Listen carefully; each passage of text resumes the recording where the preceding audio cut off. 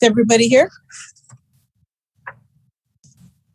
We're ready to go, Mayor Serta. Okay, so let's go ahead and begin tonight's Gardena City Council meeting for Tuesday, September 28th, 2021. Madam City Clerk, will you call the roll, please? Mayor Serta. Here. Mayor Pro Tem Tanaka. Here. Councilmember Henderson. Here. Councilmember Kaskanian. Present. Councilmember Francis. Here. All members of the council are present. Okay, thank you. Tonight we need to go into closed session, but prior to doing that, Madam City Clerk, do we have anybody who wishes to speak on any closed session items? No, Madam Mayor, we do not. Okay, so at this time we're going to go into closed session and hopefully return back by 7:30 to restart the meeting again. Okay, thank you.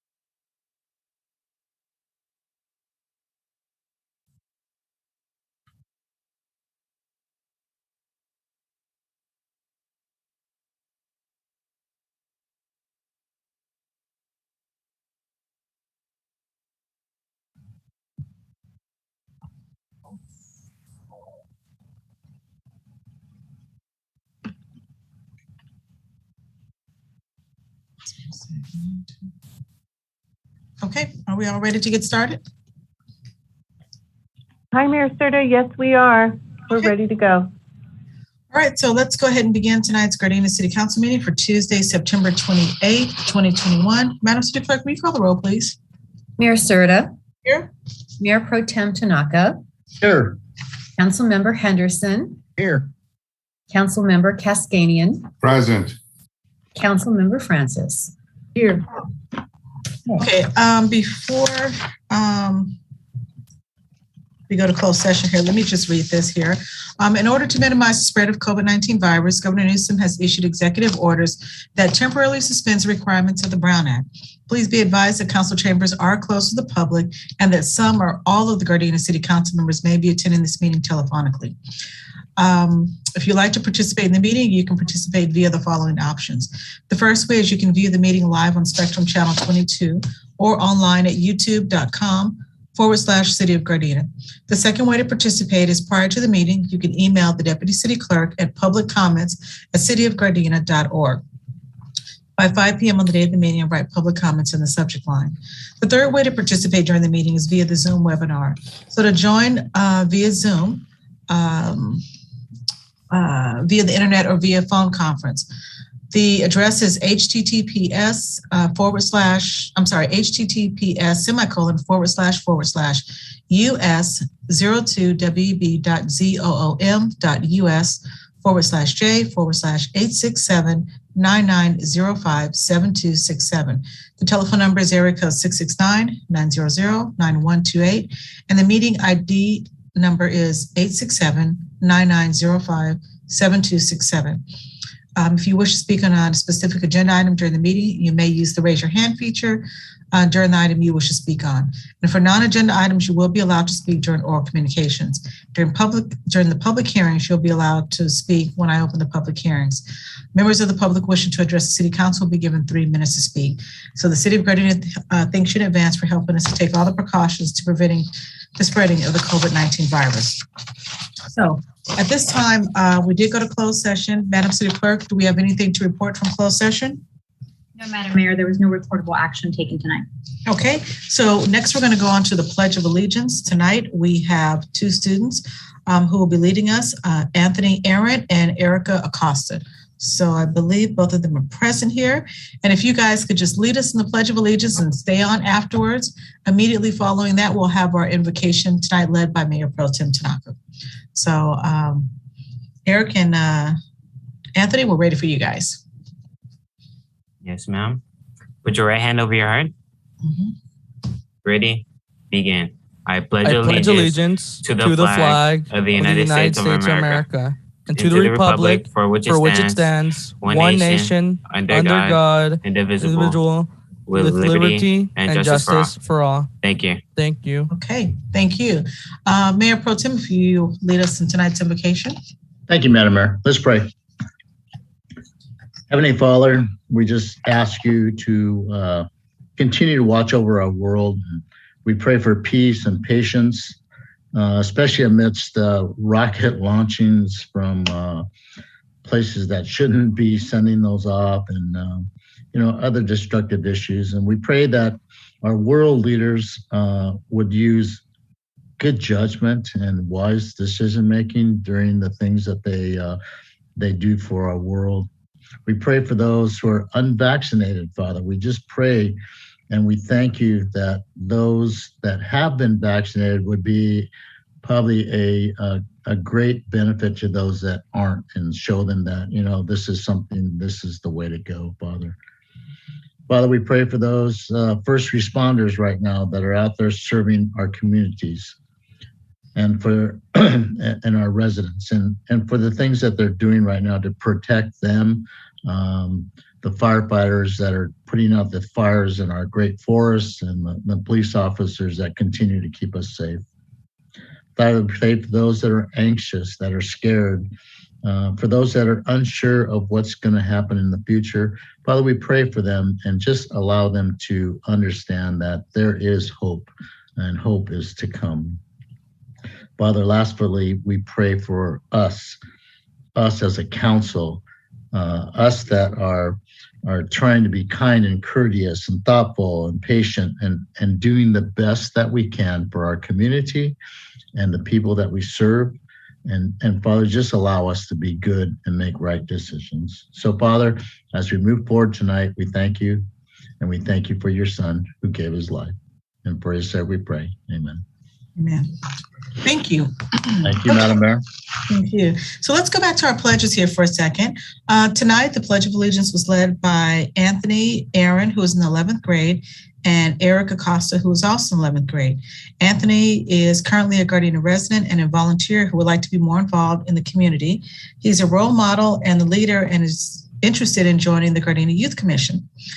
He brought along with him his classmate, Eric, to join him today. Both of them attend Middle College High School. So before we give them a round of applause, I'm curious, is that Southwest Middle College? Yes, ma'am. Okay, very good. I graduated from there. Not high school, but college. But thank you guys for leading us tonight in the Pledge of Allegiance. Let's give them a virtual round of applause. You guys did a great job. Madam Mayor, if they want to serve, we're looking for them in the Elks. Oh, okay. Yeah, there's some community involvement work that you can do with the Elks as well. So absolutely. Yeah, if you guys are looking for some community service. So thank you guys again. You did a great job, and we look forward to seeing you guys come back in the future. All right. Thank you. So with that, as always, Mayor Pro Tem, I appreciate you leading us in the invocation. It's a great prayer tonight. Thank you, Madam Mayor. We appreciate you. Really appreciate it. Okay, next we'll move on to proclamations. Tonight, proclamation will be Hispanic Heritage Month. And okay, let me read this here. September 15th through October 15, 2021 is Hispanic Heritage Month. Americans who trace their ancestry to Spain, Mexico, and the Caribbean, and Central and South America have contributed much to our city, our state, and our nation. According to the 2019 U.S. Census data, Hispanic communities comprise of over 39% of the city of Gardena's population. Every year, the federal government observes September 15th through October 15th as National Hispanic Heritage Month. The national observance begins in 1968 as Hispanic Heritage Week. And in 1988, President Ronald Reagan expanded the term to cover a 30-day period starting September 15th and ending on October 15th. This was enacted into law on August 17, 1988 by Public Law 100-402. Also of interest, September 15th is the independence anniversary for many Latin American countries: Costa Rica, El Salvador, Guatemala, Honduras, Nicaragua. Mexico celebrates their independence on September 16th, and Chile celebrates their independence on September 18th. All of these celebrations fall within the 30-day period. So this time, we proclaim September 15th through October 15th, 2021 to be Hispanic Heritage Month in the city of Gardena, as we celebrate the culture, history, and achievements of the Hispanic community, and to recognize the significant culture and economic impact of the citizens of Hispanic heritage on the nation and state, and the vital role they have played in shaping the cultural diversity of this community. Okay, so next we're going to move on to appointments. Does any member of the council have any appointments to any commissions, committees, or boards at this time? No? Okay, we're going to move on to our consent calendar. I'm sure everybody's had opportunity to read over it. Madam City Clerk, do we have anybody from the public wishing to speak on any consent calendar items? Madam Mayor, we received an oral communication, an email from a member of the public, which has been forwarded to the council and been made part of the record. And if anyone wants to review it, they may do so by calling the office of the city clerk. Got it. Okay, thank you. With that being said, does any member of the council wish to discuss any items separately on the consent calendar? Madam Mayor. Go ahead. Item 8I, that's ordinance 832, and 8J, ordinance number 834. 8I and 8J. Okay, does any other member of the council have any items they'd like to discuss separately? Okay, if not, can I get a motion to approve the consent calendar with the exception of items number 8I and 8J? So move. Is there a second? Second. Okay, Madam City Clerk, there was a motion made by Councilwoman Francis and a second by Councilmember Henderson. Will you call the roll, please?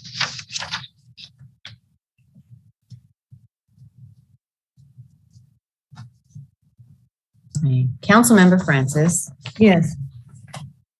Councilmember Henderson, Yes. Mayor Pro Tem Tanaka, Yes. Councilmember Cascanian, Yes. Mayor Serta. Yes. Okay, first item number 8.1, your question?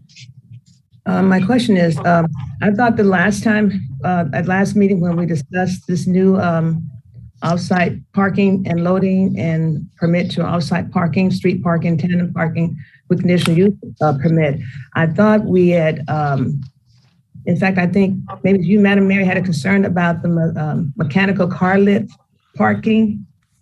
And I was wondering, could we, I'm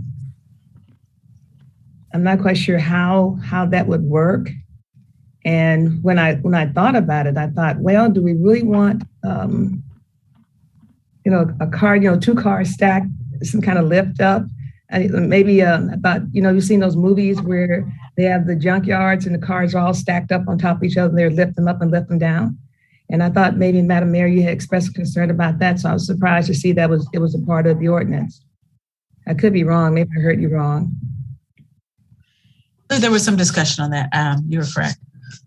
Okay, so that's not, and I understand the street parking.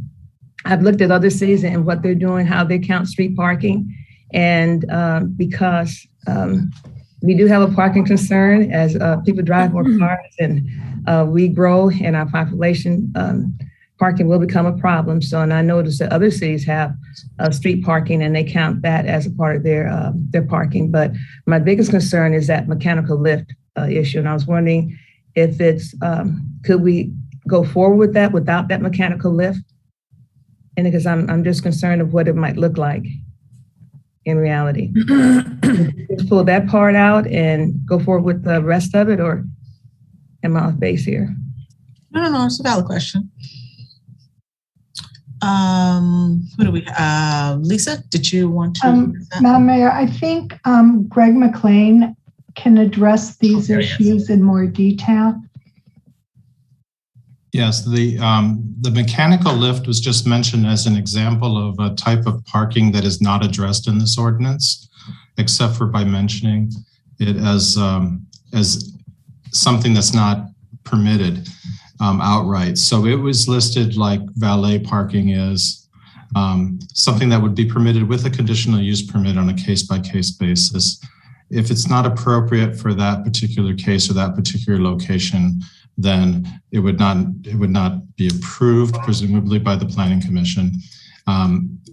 Just like valet parking, in some locations it'll work, and in other locations it won't work. But it was only thrown in there as an example of something that's not otherwise listed as a use in this parking chapter. Thank you for your response, Ms. McLean. But my question is, if it's not going to be, probably would be opposed, wouldn't be permitted, or it may go in as conditional use permit, why would we need to put it in there to begin with? Just don't put it in. And discussion, does that how would it work like that? Oh, it would work either way, because even if we offered no examples at all, it would still be available as a conditional use permit option.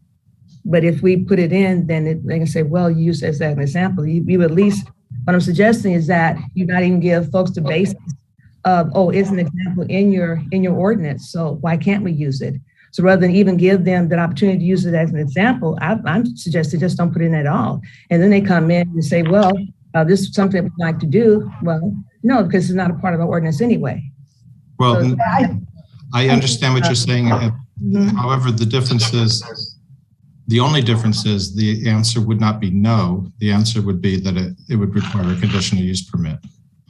But if you don't want to include it as a listed example, it would be nothing more than striking those words.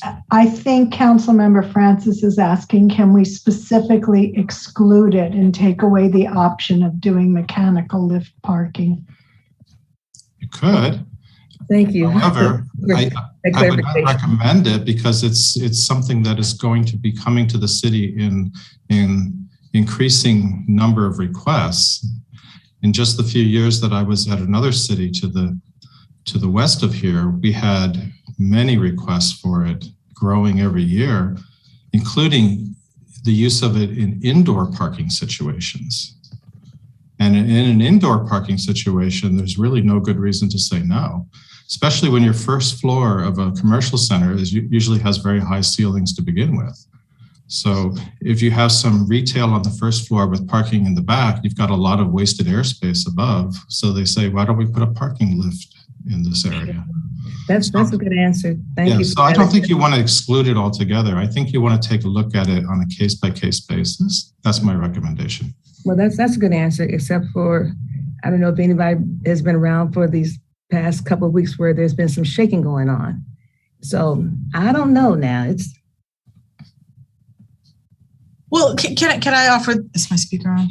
Mm-hmm. Okay, so let me offer this here. And I did have some concern about that. But I think one of the other things is that I guess in our city, I don't want to be a city that we're so restricted as far as developers won't even consider looking at us. So at least to know that, hey, there are some options out there, but at the same time, it's still the final decision comes back to the Planning Commission and to us. So it's kind of like, we're open to some different kind of flexible things. And if it's something that just totally doesn't make sense, we still have the authority as a council and even or the Planning Commission to still say no, because like you said, it's on a case-by-case CUP. If the noise, where it's located, if it's a little too close to, a residential area, if I can't remember what that is, where they have to do the sound as far as the distance. There was some term, and Greg, maybe you can help me with this, where, oh gosh, it has something to do with decibels and how far it is away, and it can't be a certain amount, because we had a similar situation in this.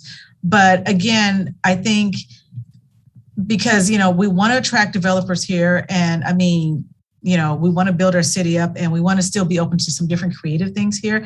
I like to at least just have that wording in there, and because you never know, I just don't want to sound very negative, like no, we don't do that here. Mayor, certain council members, because neither Greg was here, we have approved the previous SRO on, I think it's 168, with the mechanical lift, and we did require acoustical information to guarantee it wasn't going to exceed a decibel level. That same applicant does have a application pending for something similar with another mechanical lift.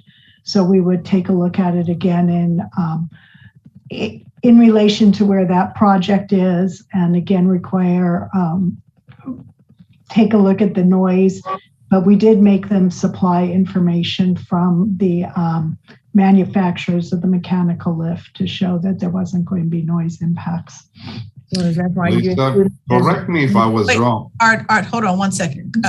Paulette, no, go ahead. She was talking. Go ahead. No, go ahead, Art, because I've taken a lot of time already. No, it's okay. No, it's okay. I'm sorry. I thought you're done. I'm sorry. That's okay. Right. I was just wondering. I didn't realize that you had something pending with the mechanical lift part to it, but still, and I appreciate your concern, Madam Mayor, about being open to developers and being creative in a lot of things. But I think there are some things in terms of a city having development standards. I think that's important, and I think this is one of those things where we may just want to say this is our standard, and because we're offering enough the street parking, new, the tandem parking. That's new. So a number of things. I saw some there about the parking could be located as long as it's convenient to the business. I said, okay, that's creative. I'm not quite sure how convenient is those subjective items that it's not very objective. It's like 10 feet or 20 feet, anything like that. But for me, because convenient for some people is a half a block. For me, convenient is like right in front. So I'm just, but anyway, I don't want to,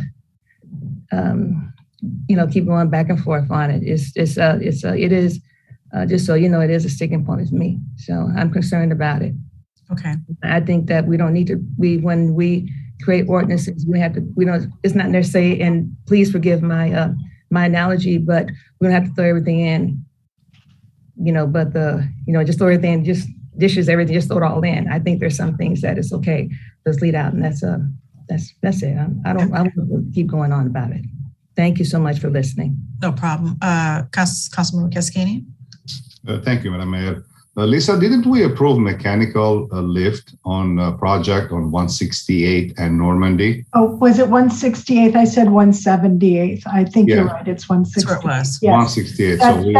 That's the one I was just referring to, where we required acoustical information to be provided to ensure there wasn't going to be noise impacts. Okay, so my other question is, so since you approved the other one, does that make it an ordinance? No, it was just for that particular situation. Right. Am I right about that?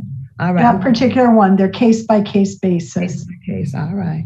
Thank you. So one of the other things that I think for me was really important was because the community came out and they were really unsure about that, was that, we want to assure the community that, hey, if this was too noisy, we're going to constantly keep monitoring the situation, because at the same time, I know it came in after the fact that the residents are there, but we want to make sure that we're respectful to everybody here. So if it is too noisy, then it goes back on that owner. Hey, you're supposed to be below a certain decimal point.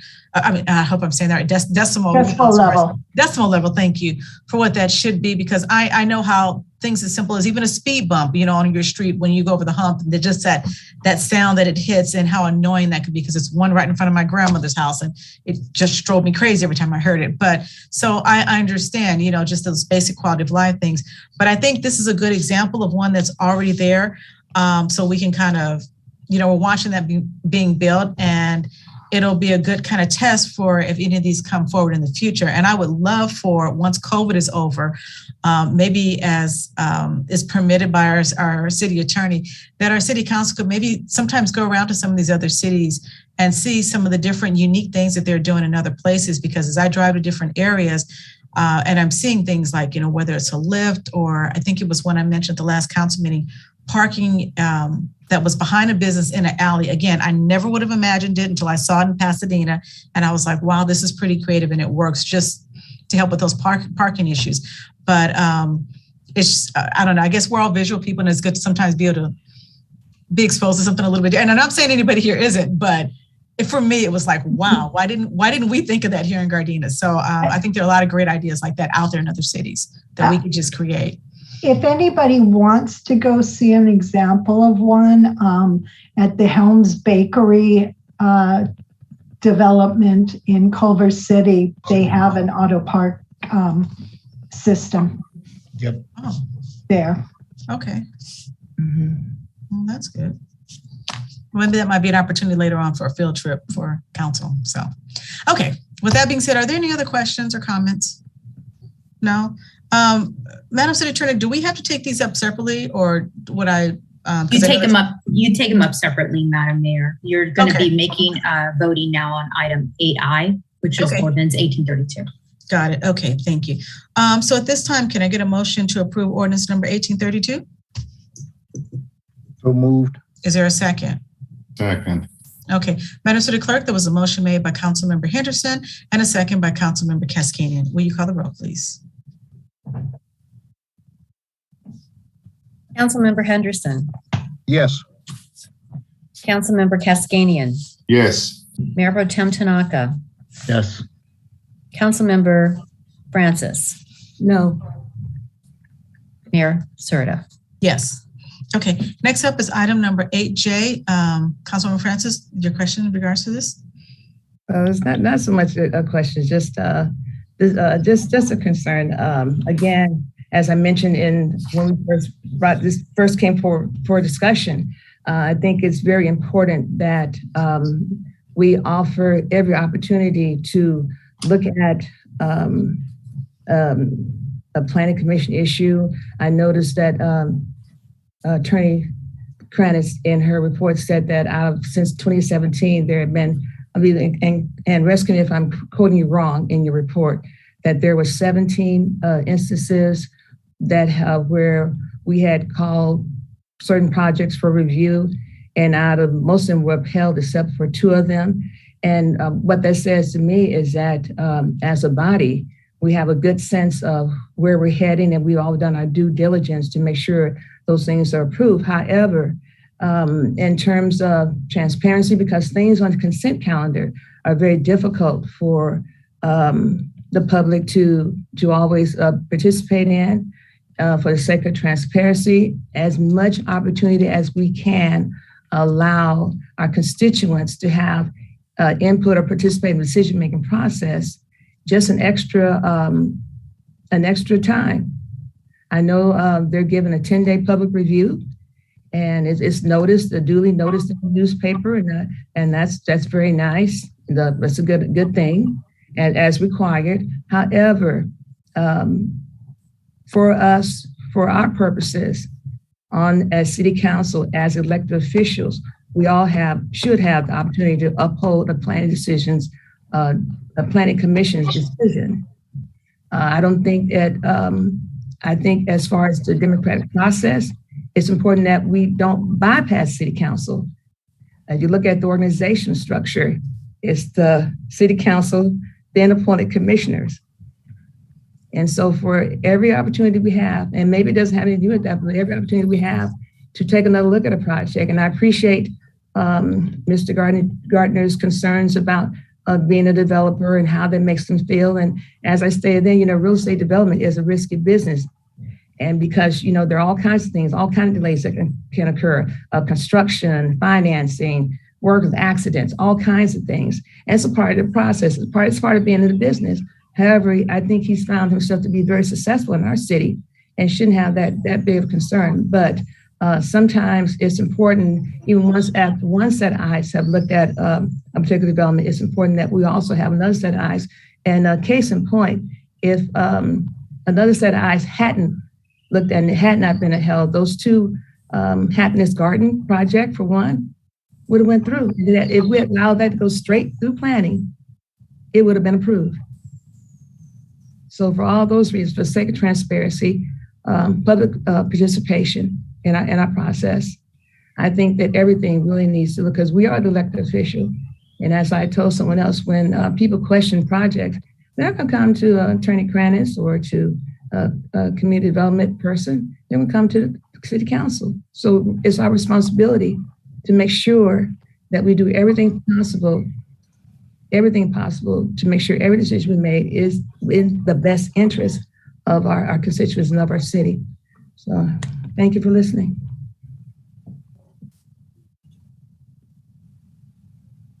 Any other questions? Whoops. Can you hear me? Okay. Yes. Any other questions or comments? Okay. Madam Mayor, this is Councilman Henry, so I do have a comment. Go ahead. In regards to, and I agree with Councilwoman Francis in regards to us being the elected leaders in the process. I think at any time in the process, we have the latitude to stop anything if we have a question about it.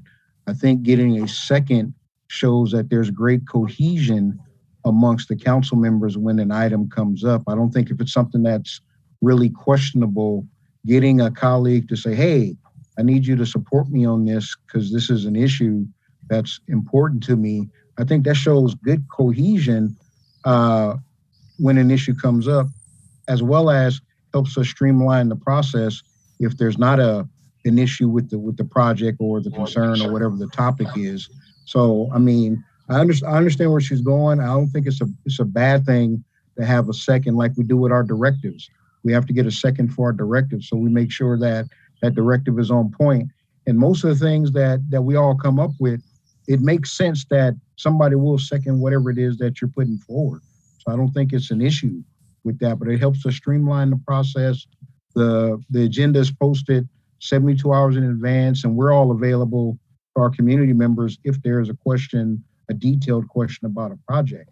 I don't think it's an issue, for me anyway. Yeah, and you make a good point. I appreciate your comment, and I appreciate your comments about cohesion and us sticking together. And those are very good points, and it does make sense. However, there may be a time where we may not all think in the same way about a particular development. So there may come that time, and it doesn't necessarily mean because we don't all think alike that there's no cohesion, because I think we're all elected because we ran because we were concerned about our city. We wanted to make an impact, to bring good to our city, to do what's best in the interest of the people in the place we live. Because I live here, and I've been here almost 50 years, plan on being here, God willing, another 50. So I appreciate your comment, but it's not so much about that. It's not about cohesion, whether or not we're sitting together. It's just providing every opportunity. And in terms of streamlining the process, a better conversation, maybe have a conversation with staff about how the agenda is put together. Maybe there's some things that should not go on the consent calendar. Maybe they should go on the planning department or whatever. For example, going back to when the police department asked for $250,000 to buy some cars and another $90,000 to trick them out, make them police cars. Now, while I didn't have a problem with providing, agreeing with that decision, I did think that we should have discussed it as a body. And I think there's some things we ought to discuss as a body. It shouldn't be just talk about streamlining. Because see, I'm willing to sit here if it takes all night. And I'm a first grade teacher, so I gotta be by that bushy tail every day, 5 days a week. But if it takes all night to make sure it gets done properly, I'm willing to do that. I'm willing to do that. And that's why I ran. That's why I was concerned about it. Otherwise, what am I here for? What am I here for? So I appreciate your comment. Thank you so much. Well, Councilwoman, I still believe that everybody has the opportunity to voice their concerns. I mean, I've had residents even, reach out when something was in the planning phase, and if they spoke at a planning commission hearing, and even if they got a 5-0 vote, reached out to the council members and asked if we would call for a review. And they didn't just, because they were concerned about it. They didn't just stop at myself. They, called several council members because, it was a concern. And at the time, I remember there were, a few of us, who pulled it. So, and even with that, even when you look at the consent calendar, like we open it up, it's, I asked the city clerk, does any member of the public wish to speak on any item? We're still giving people the opportunity to speak on those things. So, and I don't mean to say if you want to be involved and stay informed and you watch the meetings, I think you're given ample opportunities to ask questions on all of these items here. I don't know how much more, we can kind of keep doing in that sense. And like you said, we're all here representing, and I hear you loud and clear. And at the same time, when we all go out to neighborhood watch meetings, we let the community know, hey, these projects are coming forward, our community, if you want to know more about it, attend our meetings, and so on. But again, there's only so much, we can do from the time that we get our agendas on Friday to the time that we discuss it on Tuesday. Those people who call in during oral communication, they're right there to get our agendas on Friday nights. And, they're prepared and they're coming forward with, as well. So I believe we do. I don't feel like in any way we're silencing anybody. And if there's valid questions out there, I believe we will always answer all of those. I strongly believe that. I appreciate your comment, and you are right. But again, this is calling for a second on whether or not something should be on something on the consent calendar. Again, you're requiring a second. See, anybody can come in. Yes, they can. But if it's on the consent calendar, and am I way out base, or I just have a problem with it. That's all. I think it stifles. It's stifling. Councilwoman Francis, just for clarification, the ordinance that we're discussing, the call for review, all of those items, none of them are on the consent calendar. They're under the Planning and Environmental Quality Commission action sheet, and you guys take action on every single project individually. So the items that are on the consent calendar, any one member can pull it off the consent calendar, and just like you guys have done tonight. But I just want to make sure that we're not that we all understand that the call for review ordinance that we're discussing is pertaining to items under the Planning and Environmental Quality Action Sheet. And again, you go through each one of those items and make the decision whether or not to call it for review. Each one of those is conducted separately. The question is posted on each specific project. It's not done as if like 4 items came up from the Planning Commission and you guys take them all up on one motion. Just for clarification. Yes, I appreciate that. But what sparked the conversation to begin with was that there was a development that was on the consent calendar. And see, when there are items, the one that was on the consent calendar, as if I remember correctly, it was not under the Planning Commission's action sheet or anything like that. It wasn't there, and so I don't think it was. Are you referring to the last one that you guys called for review? This was Mr. Gardner's project. Yes, that was under the Plan and Environmental Quality Action. You pulled it off. Calendar. I mean, I can go back. But even so, if it calls for review and it's still requiring a second, whether it is or not, we should offer ample opportunity to some things. I really believe we should discuss as a body, and it shouldn't be just, like the Planning Commission. And listen, let me tell you, when Rachel Johnson wanted, I was planning to appoint for Planning Commission. When her appointment was denied, I was thank goodness Mr. Steve Sherman was sitting in place. And I asked him, "Are you willing to continue to serve?" And he said yes. And see, I've known him for a number of years, and I know he reads, I know he does his homework, I know he visits sites. So I have, trusting him that he is making the best decision he can. However, I'm concerned that, anyway, I'm not going to belabor the point. That's how I feel about it. So. Okay. Councilmember Cascanian. Thank you, Madam Mayor. When we vote the last council meeting regarding this, and I voted no. And I sort of agree with Councilwoman Francis regarding this. If the Planning Commission, you mentioned that if they voted 5-0, that means everything is good. My planning commissioner, I appointed him over there. I trusted him. I know that he does a good job and everything else. But what will happen if it was 4-1 and my planning commissioner approached me and he said, I voted no on a project and I see this is wrong. And when it comes before us, if I call for review, again, it went 4-1. So I cannot address my issues or my commissioner issue to address that, saying that, there is this project and this is what he sees wrong. Can we discuss this? So 100% I agree with this. I'm not for, to get second, because we don't pull a project or anything every time, all the time. As I mentioned last time in the meeting, I've been a councilman for 5 years almost right now, and I pulled only 2 projects. So, and most of the time, we approve, file, and receive then file all the time, most of the time. So, there is nothing else I can say, but, this item 8J, when, I don't know, is not suitable for me either. So we'll just move on. Let's vote for it. So let me ask a quick question, and I don't know, staff or one of the attorneys, if you can refresh my memory. When there was a survey done, what majority of the cities, as far as, is it a one person, pull it, or if it has to get a second, what were the numbers like again? If somebody could just refresh my memory.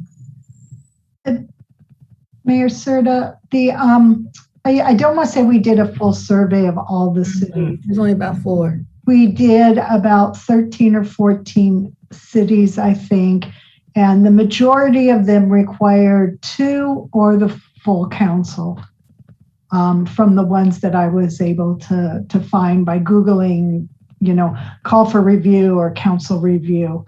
But I don't want to represent that it's a majority of the cities in California either way, because we don't know that. We didn't do a full-blown analysis of every city. Okay. 2 or the full council. Okay. Does any other member of the council have any other questions or comments? This is Councilman Henderson again, Madam Mayor. Mm-hmm. So in regards to this, because this would then come up to directives, because right now for directives, we're requiring a second for our directives. So again, it's about consistency and time spent on different issues and different matters. And to everybody's point, we all think differently. We all have different things that are unique and we're sensitive to.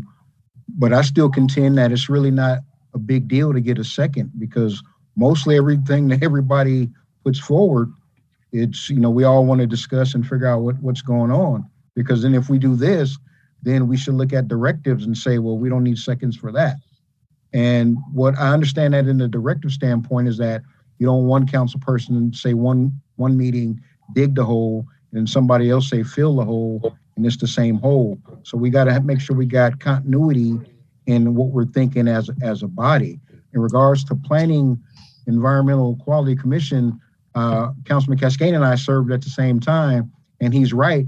There was those times when it was 4-1-3-2, it goes up to the council, one person pulls, the other person say, hey, yeah, I want to hear about that too, what those concerns are, to make sure all hearts and minds are clear. I don't want to belabor the point anymore, but I don't want it to, the theme to be that I'm not getting my voice heard, or those that I represent, because we all represent the same community of 62,000 people, and we see all the same people.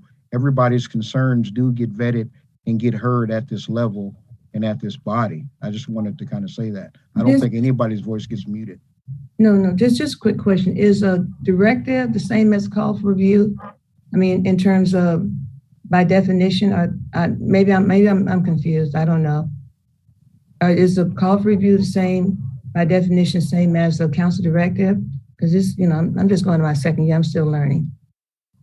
It is not, Councilman Francis. Directive is when you're giving staff a directive.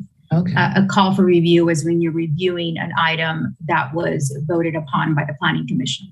Okay. All right. Thank you. Okay. Any other questions or comments? Madam City Clerk, did I ask you already if anybody from the public want to speak on this?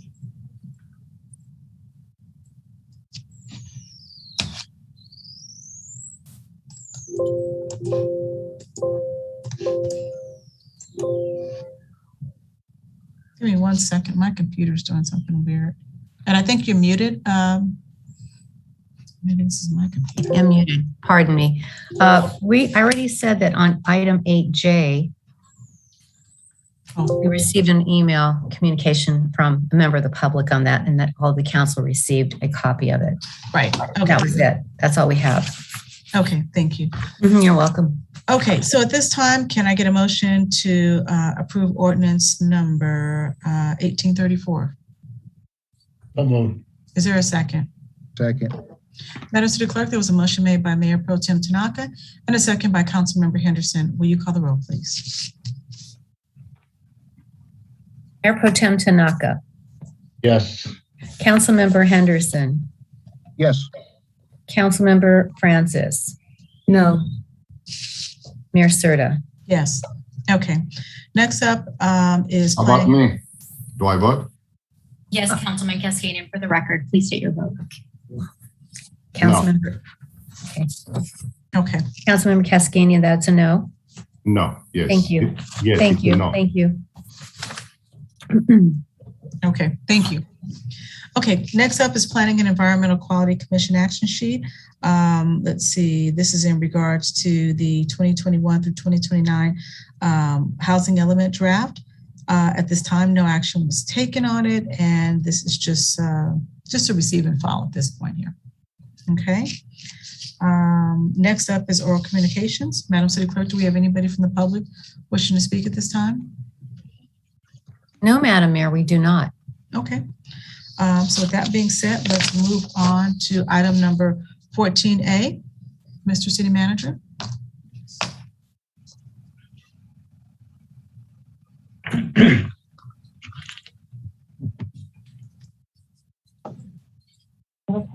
Madam Mayor, are we doing a 13A? Yes. Mayor Serta, members of the City Council, item number 13A would be our COVID-19 update. I just want to share my screen. Okay, our total case count in the city of Gardena as of September 28th is 7,676. That's up 123 since the last meeting. And our total death count is at 209. That has increased by one case since the last meeting. For our vaccination, at least one dose, ages 12 and up, we are at 77.2%. For a youth category, ages 12 to 17, we are at 58.1%. And for our seniors, 65 and over, we are at 89%. Just a quick update on our COVID clinic. Since August 23rd, 2021, we've had a total of 615 residents go through the COVID testing. That is 201 cases since our last meeting, and we are averaging 22 residents per day. That concludes my report on COVID-19. I entertain any questions. Does any member of the council have any questions? Oh, Councilwoman Francis. Well, not so much a question, but a comment.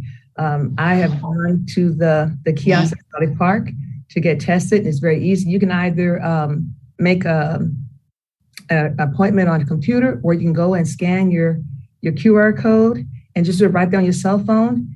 And I was done in I'm getting real good at it. I was done in less than about 5 to 10 minutes. So if you're ever just driving by Raleigh Park, they're there from 9 a.m. to 3:30 Monday through Saturday, 9 a.m. to 3 Monday through Saturday. And the staff there, the young woman that's working there is very nice, very courteous. If you have trouble, as I did, put in my birthday. I don't know why my birthday was a problem, but anyway, she's there to help you. And you do your own test. It's a nose swab, but you do it yourself, which is much better than someone else doing. So I encourage all residents, whether you're vaccinated now, if you're working in my co-teachers run by after school, and if you work in an area where you contact a lot of public, this would be a great idea, and get tested weekly.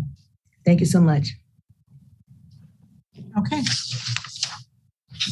With that being said, thank you, Mr. City Manager. Next up is item number 14A.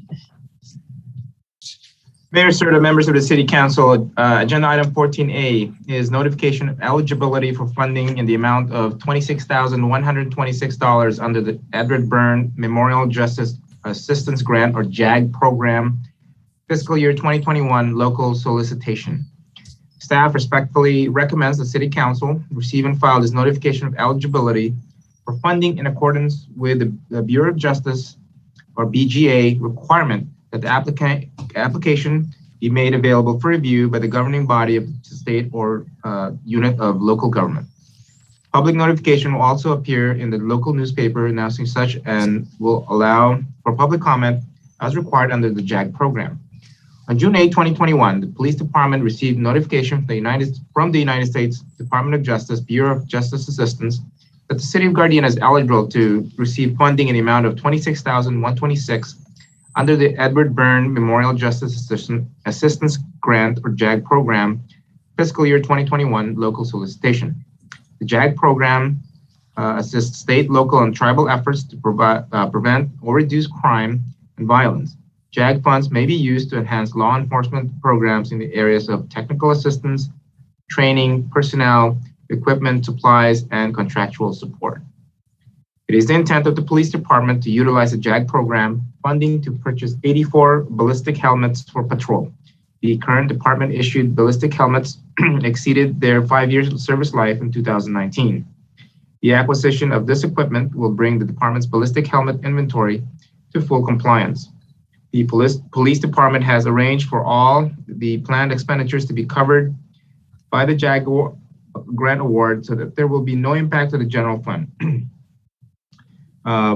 The financial impact is $26,126 from the JAG grant funding program, and what's required is to receive and file. Okay. Does any member of the council have any questions or comments at this time? No? Okay. Madam Mayor, Councilman Henderson, I do have a question for City Manager in regards to grants and everything. So, Mr. City Manager, I want to know what's our progress in regards to grants for some of the other departments that we've been attempting to get. We are still actively waiting for the biggest grant that we're waiting for, which is the Prop 68. We've had some back and forth with the state folks on that. We are very hopeful that we will get that $8.5 million grant, and we're just waiting right now for that. As for other grant opportunities, we're actively seeking those, and if it needed be, we're utilizing contractual services to help us write those grants either for the city or for GTrans. Okay. Second question I have in regards to those helmets that are being replaced, since they have passed their useful life, what happens to them? Are they destroyed, or do we send them to some other agency, or is there resale, or how does that work? Do they get recertified and we resell them? That's a good question. I don't know the answer to that, but I think Chief Safel is online and he'll be able to shed some light. While Chief Safel is coming on, let's not forget our sister city in Watabampo. They're always openly willing to take any of our old excess equipment that we have here. So as the chief is coming online, Chief Safel or his captains. He's on, they're just switching him over. There you go. Good evening, Madam Mayor and members of the City Council. Can you hear me? Yes. All right. Yeah. So we are able to sell those items back to our provider, and we usually get credit for other equipment. So there is value to them, even though they're expired. They find something to do with them. So we do get credit for it. Good. Okay. Okay. Thank you.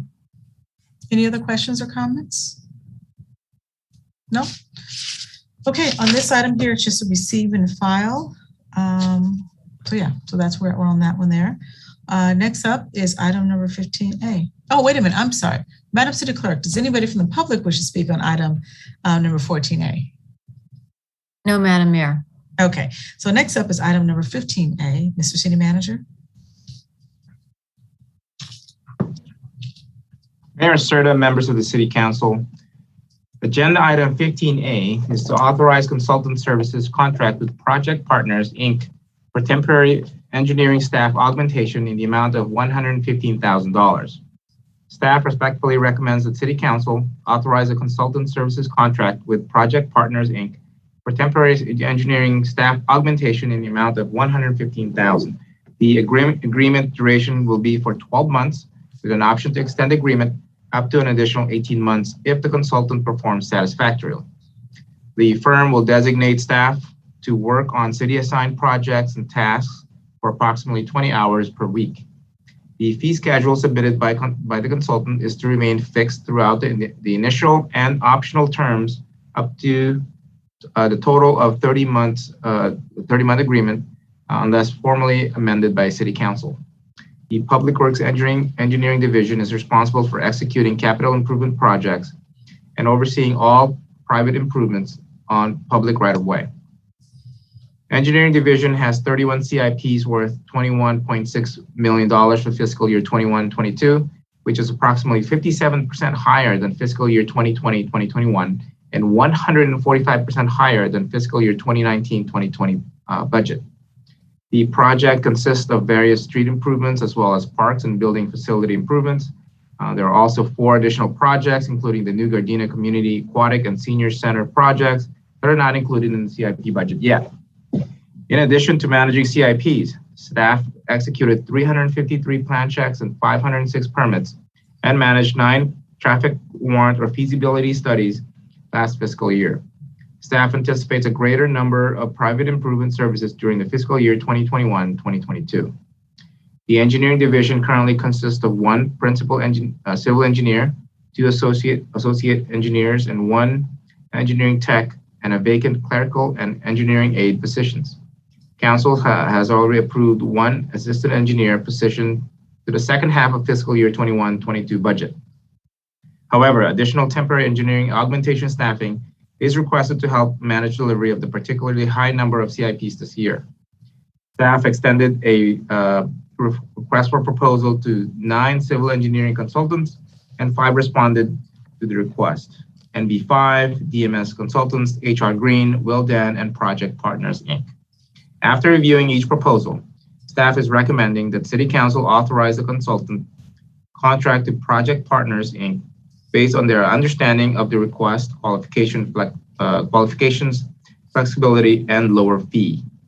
Project Partners consultants specialize in the staff augmentation services to public agencies throughout Southern California for 25 years with outstanding track record of references.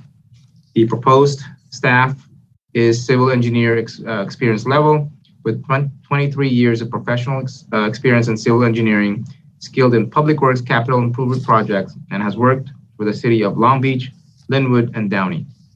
The financial impact is $115,000. The funding source would be the various CIP projects and funds, including Measure M, Measure R, SDPL, Prop C, and so on.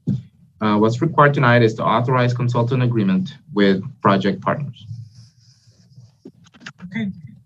Are there any questions or comments on this item here? Okay, let's first start with Councilman Cascane and then Councilman Henderson.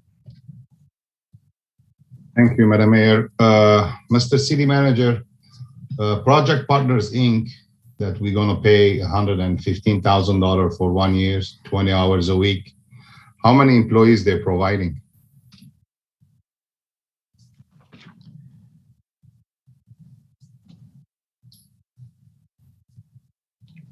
I want to call on our Public Works Director to further clarify that. No problem.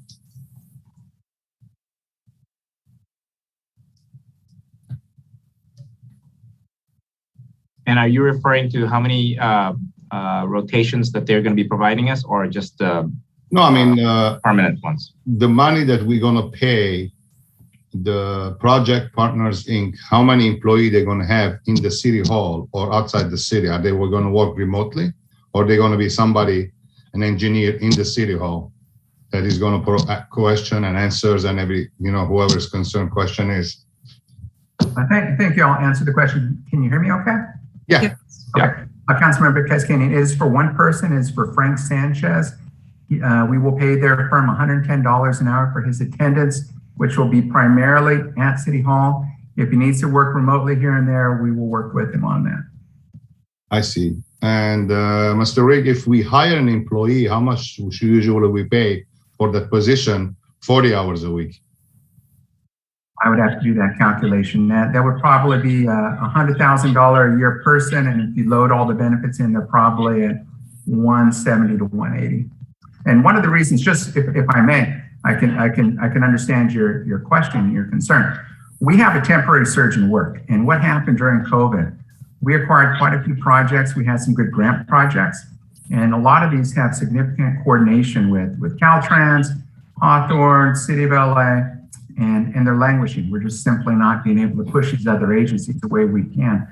This is a temporary surge, and so I don't want to hire somebody that's going to be with us long-term for years. And we have PERS and all those obligations. We have a temporary need. And so we've got a temporary solution. Okay. And prior to COVID, we had an engineer in the City Hall, employee full-time, right? I don't have the history of I know we had a number of layoffs, primarily of clerical staff within the Public Works and Engineering Department, but I believe that the level of engineers has been fairly consistent.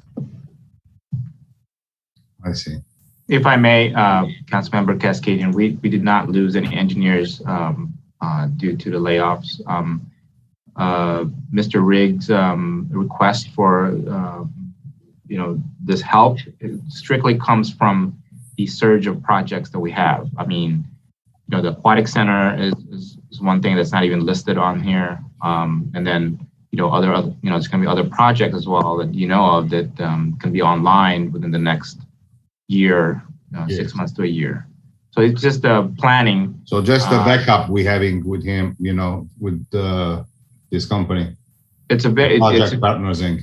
Correct. It's a very good strategy to provide backup for the work that's anticipated that's going to come, so that we're not caught off guard and we're trying to do all these projects and don't have the manpower to do that. Yeah, I know. We've been having issues with some other departments on this sort of. Yeah, that's fine. Okay, I was just concerned about that. Thank you, Alan.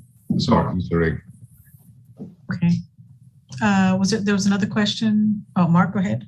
Yeah, thank you, Madam Mayor. That was going to be my suggestion to you, Mr. Rigg and Mr. City Manager, to, in the report, include moving forward the comparative analysis of the defined work that needs to get done, because there's a definite beginning and a definite end versus having a full-time employee, 20 years plus Benny's and the whole 9 yards, and what that means to us, because after these projects are concluded, we'll go back to whatever that normal level of work is for our city after these projects are going. So that was going to be my suggestion, to put that in future reports, that comparative analysis. So when people say, why are we getting consultants for different things? It's because it's a temporary assignment, for lack of a better term, short-term work with a definitive beginning and end, versus having a full-time employee that may not be doing anything after the 25 hours a week. That was just going to be my suggestion. Okay. Thank you. Paulette? Yes, thank you, Madam Mayor. I just have two questions. One, this the 115,000. Is that all coming out of the general fund? This money has already been earmarked, or how are we paying for this? Not one penny will come out of the general fund. As the city manager mentioned, these projects are capital projects. These are primarily road projects, park projects. They all come from restricted funding. So this person will be working almost entirely on road projects. So it's all Measure M, our gas tax funding. So not one penny will come out of the general fund. Okay, thank you. And for the other one, did I hear you mention something about permits or anything having to do with community development, or is this all just in public works? This is just, go ahead, Alan. The city manager mentioned a number of permits, but those are public works permits, just as a demonstration of the high workload that we have. I see. All right, thank you. Any other questions? I do have a special, a separate report on the directive regarding an update on permit processing in community development. And I apologize, it didn't make the mailings for the city council, but I do have a verbal report and a memo that's following that. Thank you. Oh, I'm sorry. Were you going to read it now? Following? Oh no, that's going to be on my my report. Oh, okay. Thank you, Mr. City Manager. Okay, Madam City Clerk, do we have anybody from the public wishing to speak on this item? No, we do not, Mayor. Okay. Any other questions or comments? Okay, if not, can I get a motion to authorize the consultant services contract with Project Partners, Inc.? So moved. Well, I'm sorry, everybody said it at the same time. You can take me off. I've done enough. It'll be the other two. It's that cohesion. Okay, which ones raise their hand? I'm sorry. Who was that again? Francis and Cascani. Okay, thank you. Madam City Clerk, Councilwoman Francis made the motion and Councilmember Cascani second. Will you call the roll?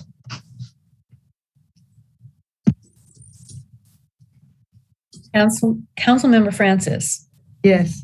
Councilmember Cascanian. Yes. Mayor Pro Tem Tanaka. Yes. Councilmember Henderson. Yes. Mayor Serta. Yes. Okay, next up is item number 15B. Mr. City Manager. Mayor Serta, members of the City Council, agenda item 15B is actions related to Van Ness Avenue and 139th Street Improvements Project, job number 952. And believe we have the map of the job site, and you'll see there Van Ness running northwest and 139th east to west. Staff respectfully recommends the City Council award a construction contract for Van Ness Avenue and Marine Avenue to 135th Street and 139th Street from Van Ness Avenue to Western Avenue Improvements. Project job number 952 to All American Asphalt from Corona, California in the amount of $1,369,920 and approve the project plans and specifications. A total of 6 bids were received on September 2nd, 2021. The lowest responsive bidder was All American Asphalt, a state licensed contractor with verified successful construction experience in the field. The project scope includes a rehab of deteriorated 1.5 mile pavements, reconstruction of access ramps to comply with ADA regulations, damaged sidewalk, curb and gutter, traffic striping and detector loops, and plant new trees. Staff also extended an RFP for construction management and inspection, or CMI, services to 4 on-call consultants. However, only 3 consultants, Wallace and Associates, Canon Company, and Uniplan Engineering, responded to the request by September 20th, 2021. After reviewing each proposal, staff selected Canon Company based on their understanding of the project and qualifications, and is recommending that City Council award the consultant contract to Canon Company in the amount of $107,523 and approve the remaining project budget of $72,557 for staff, administration, and contingencies. Canon Company is one of 5 CMI consultants approved by Council on August 19, 2019, to provide on-call services. The city's on-call agreement requires that any services exceeding $100,000 to be approved by City Council. During the past 30 years, Canon has had more than 50 on-call contracts with various agencies in Southern California, 25 of which are contracts within the last 5 years. The company is staffed with qualified engineers and inspectors to ensure that the project will adhere to the design and all applicable codes and standards, and will augment the capacity of public works engineering in performing construction management and inspections for the project. An environmental assessment has been prepared in accordance with the California Environmental Quality Act. The financial impact of the total expense is $1,550,000. Funding source is Measure M, and that's $1,250,000, and Prop C at $300,000.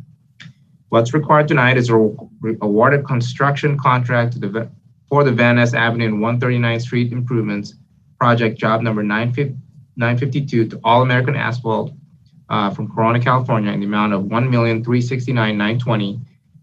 Number 2, approve the project plans and specification.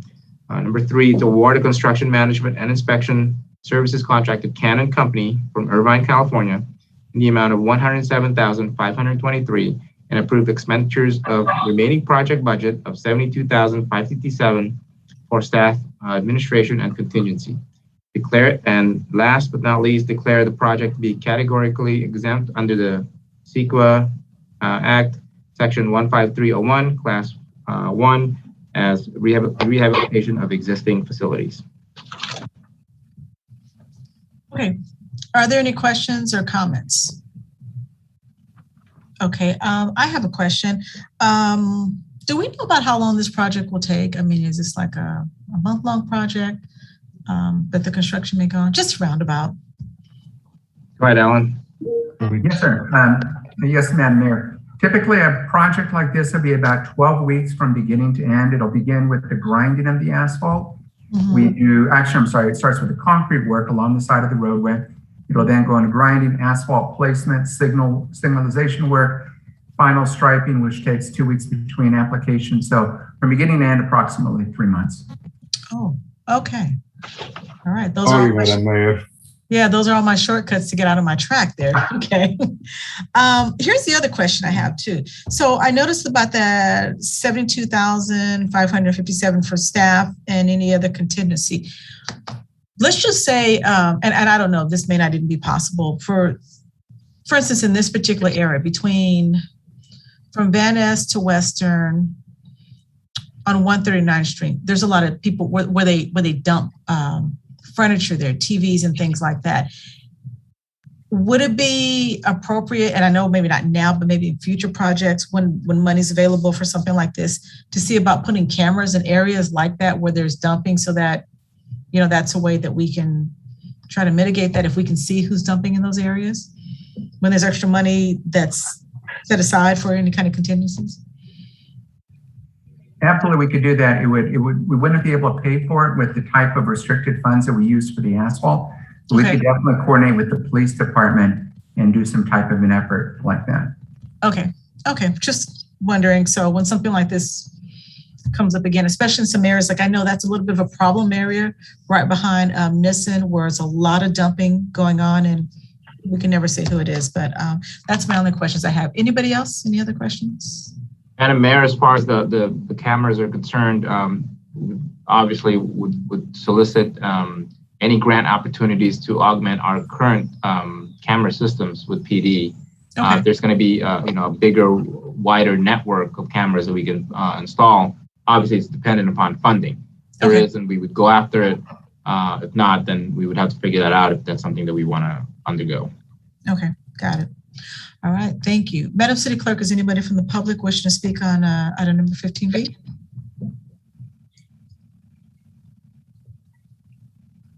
I'm sorry. No, Madam Mayor, no. Okay, all right, thank you. So at this time, if there are no more questions here, can I get a motion to award a construction contract for the Van Ness Avenue and 139th Street Improvement Project, number JN 952 to All American Asphalt, Corona, California, in the amount of $1,369,920. Wait, hold on. Hold on. You can continue, Madam Mayor. Okay, I'm sorry. I thought I heard something there. Also, approve the project plans and specifications. Also award construction management and inspection. The CMI services contracted Canon Company in Irvine, California, in the amount of $107,523, and approve expenditures of remaining project budget of $72,557 for staff, administration, and contingency. And then lastly, declare this project to be categorically exempt under the California Environmental Quality Act, section number 15301, class 1, as rehabilitation of existing facilities. Can I get a motion? Anybody? So moved. I'm like, I read a whole lot there. Okay, so moved. Is there a second? I'll second it. Thank you. Okay, Madam City Clerk, motion was made by Councilmember Cascanian and a second by Councilmember Francis. Will you call the roll, please? Councilmember Cascanian. Yes. Councilmember Francis. Yes. Mayor Pro Tem Tanaka. Yes. Councilmember Henderson. Yes. Mayor Tasha. Yes. Okay, next up is item number 15C. Mr. City Manager. Mayor Serta, members of the City Council, agenda item 15C is the fire station number 158 roof replacement project, job number 509. Staff recommends that City Council authorize reimbursement to the County of Los Angeles Fire Department for the fire station number 158 emergency roof replacement in the amount of $140,905.05, and authorize a budget appropriation in the amount of $54,000 to begin the ceiling repair design phase of the project, job number 509. The fire station number 158 building, located on 1650 West 162nd Street, is a city-owned property occupied by the LA County Fire Department and staff as a tenant. During the winter of 2020-2021, the building roof began to leak, causing the second floor ceiling tiles to fall off the substrate. Due to the severely damaged roof, the assistant fire chief had notified the city and underwent emergency roof replacement to prevent further water damage. Subsequently, the roof replacement was completed in May 2021. However, the damaged interior ceiling repairs are still needed. The existing building services agreement with LA County Fire requires that any non-routine repairs, such as a roof replacement, are considered major repairs and are the responsibility of the city, including resulting damages. The LA County Fire Department utilized the city's internal services procedure to procure a contractor and executed the roof replacement. Total cost was $281,810.10.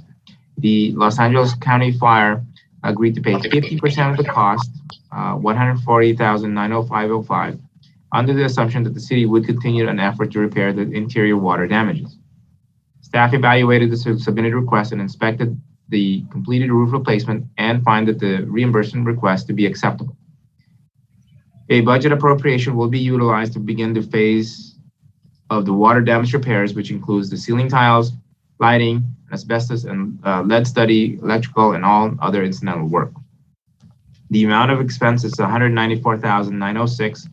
The funding source would be from the Deferred Maintenance Fund. And what's required tonight is authorized reimbursement to the County of Los Angeles Fire Department for the fire station number 158 emergency roof replacement in the amount of $140,905.05. And 2, authorize a budget appropriation in the amount of $54,000 for the ceiling repair design phase of the fire station number 158 roof replacement project, job number 509. Okay, are there any questions or comments? Councilmember Henderson. Thank you, Madam Mayor. Mr. City Manager, in regards to our balance sheet, will we then be able to claim a higher valuation for this asset since we're now investing in that roof, or it doesn't work that way? So as far as repairs on the building, it does extend the life of the building. So as far as depreciation is concerned, it could be depreciated as such, but the asset itself would be the same. It is just replacing the roof with another one. So, as far as balance sheet is concerned, for assets and liabilities, it would be the same asset. The repair will not add to the value of the building. It's just something that is needed, needs to be repaired. It does extend the life of the building, but the valuation will be the same. All right. Thank you. Okay. Mayor Pro Tem?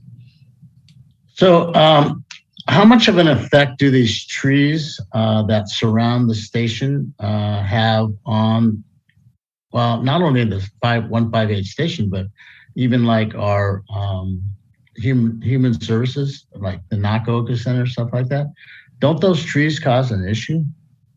So Mr. Rigg has extensively gone out there and inspected, including the fire station, to see if there's any damage caused by the trees. And I defer to Alan to give us like a brief synopsis as far as, do these trees really damage them? And if so, what can we do to mitigate that, or removal is necessary? Thank you, Mr. City Manager. The trees do not technically damage the roof. There's no trunks or branches that overhang and or touch the building and cause anything like that. There's a nuisance because of the needles that get into roof gutters and need to have maintenance, but I wouldn't necessarily call that damage. It's more of a nuisance that occurs.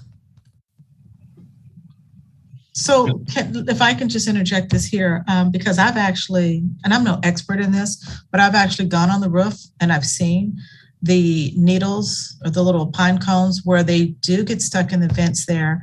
My understanding is that it is an issue because they constantly have to keep cleaning those because of the weight of that. And when it rains up there, that's more weight on it. And I'm assuming, of course, the building is old.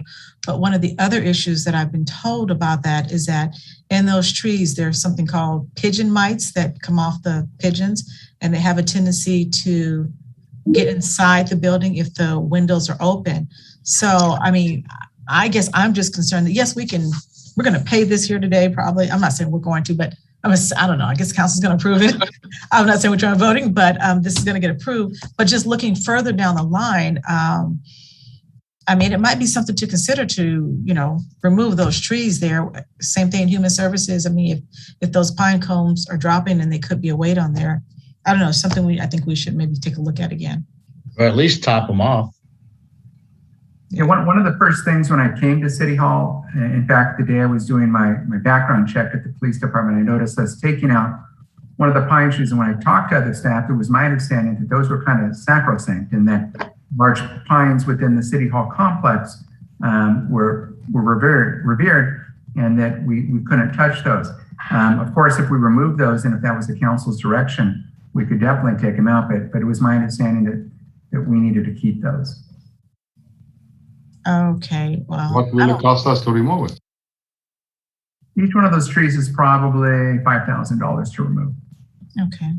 But is it more of issue of maintenance versus just absolute removal? Maybe that might be the problem if we're able to maintain, because I'm not in favor of taking out trees just for the sake of taking out trees. Because trees are important to our environment, and not only in terms of making it look better, but also in terms of our climate and air quality. So it seems to me that perhaps we've fallen down on maintenance or maintaining our trees on public property. Could that be an issue? The pine trees like that, and the needle drop and the pine cone drop isn't a maintenance issue. It's something that's going to happen. I've never seen a company come out and try to remove those. It would just be too difficult and too lengthy. They come out and shape trees, they trim branches, they remove branches, but I don't think any of those things would obviate the maintenance issues that we're having. Well, here's a question I have, and I know we're kind of kind of going a little further with this here. But like, as I mentioned before, if these particular trees are attracting pigeons that have pigeon mites on them and they're getting inside of the fire station, and you have these firefighters that are being bitten by these while they're asleep, which is what I was told. And I've actually gone up on the roof and I've seen where all these pine cones are all over the roof and they're constantly having to sweep those down. I mean, to me, there's one thing as far as cutting grass and just some basic maintenance, but it's another thing where you have to climb on the roof and keep these from going into the gutter. So I think that's an issue. If these trees were to be cut down, I would imagine we could replant some new trees. Yes, it does take a little time to grow in, but I'm looking a little bit more at the health and safety of this here, and potentially if for some reason these pine cones are on there again, if they are clogging the drains up there and the roof were to cave in again. So, I don't know. I'm just thinking ahead here. Madam Mayor, it's something definitely we can investigate, and I can work with the city manager on how to report back to you. Okay, thank you. I would appreciate that. Any other questions or comments? No? Okay, so in regards to this particular item here, I am looking for a motion for us to authorize the reimbursement to the County of Los Angeles Fire Department for Fire Station number 158 emergency roof replacement in the amount of $140,905.05. Also to authorize the budget appropriation in the amount of $54,000 for the ceiling repair design phase of Fire Station number 158 roof replacement project JN 509. So if I can get a motion at this time. So moved. Is there a second? Second. Okay. Madam City Clerk, there was a motion made by Councilmember Tanaka and a second by Councilmember Henderson. Will you call the roll, please? Mayor Pro Tem Tanaka, Yes. Councilmember Henderson, Yes. Councilmember Cascanian, Yes. Councilmember Francis, Yes. Mayor Serta. Yes. Okay, next up is item number 15D. Mr. City Manager. Mayor Serta, members of the City Council, agenda item 15D is actions relating to the Gardena Community Aquatic and Senior Center project, job number 978. I do apologize for this rather lengthy staff report. This is going to be like a pretty long essay here, so bear with me. The Prim Memorial Pool, located at 1650 West 160th Street, was built decades ago and has not been in operation since summer 2019 due to the state of the facilities, which have been red tagged. And there are numerous deficiencies, and the facility did not meet health department, building department, and ADA requirements. The existing pool is 6 lanes and 25 yards in length. The pool structure is approximately 1,500 square feet and was used for showers and locker rooms. The city has also purchased the properties at 16004 and 16010 South Harvard, which are developed with residential structures built in 1943. In early 2021, the city applied for the Prop 68 Park Grant in the amount of $8.5 million, with an identification that other funding sources would be needed in the amount of $6.5 million. Staff anticipate that the state will release the grant application result by the end of October 2021. Nevertheless, the various funds have been allocated for the project, including the recently issued lease revenue bond, Measure G, Measure A, and Park and Lieu. Conceptual plans had to be developed for the grant, and the vision to construct a new 25-yard, 8-lane pool, diving bay, connected learner fitness pool with ADA ramp and the existing Prim pool facility. A new 12,000 square foot building that will house locker rooms as well as a senior center will be built at 16004 South Harvard Boulevard, and a new park facility with picnic shelters and exercise stations will be built at 16010 South Harvard Boulevard.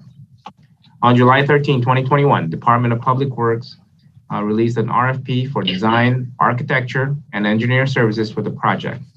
11 proposals were received. 2 sealed envelopes were received from each firm, 1 with the firm's qualifications and 1 with the firm's fee. The fee proposals were not open so that the evaluation would be done purely on qualifications. 3 staff members, the Director of Public Works, Director of Recreation and Human Services, and the Principal Engineer evaluated the proposals for the content, experience and knowledge of the project, And staff were selected 4 firms which were interviewed by the same staff through Zoom. The top 2 firms, RJM Design Group and ELS Architecture and Urban Design, were invited to participate in a second interview on September 9th, 2021. The staff review team unanimously selected RJM Design Group, Inc., based on their qualifications, experiences, knowledge of the project, and presentation. After the selection, the cost proposals were open for all 11 firms.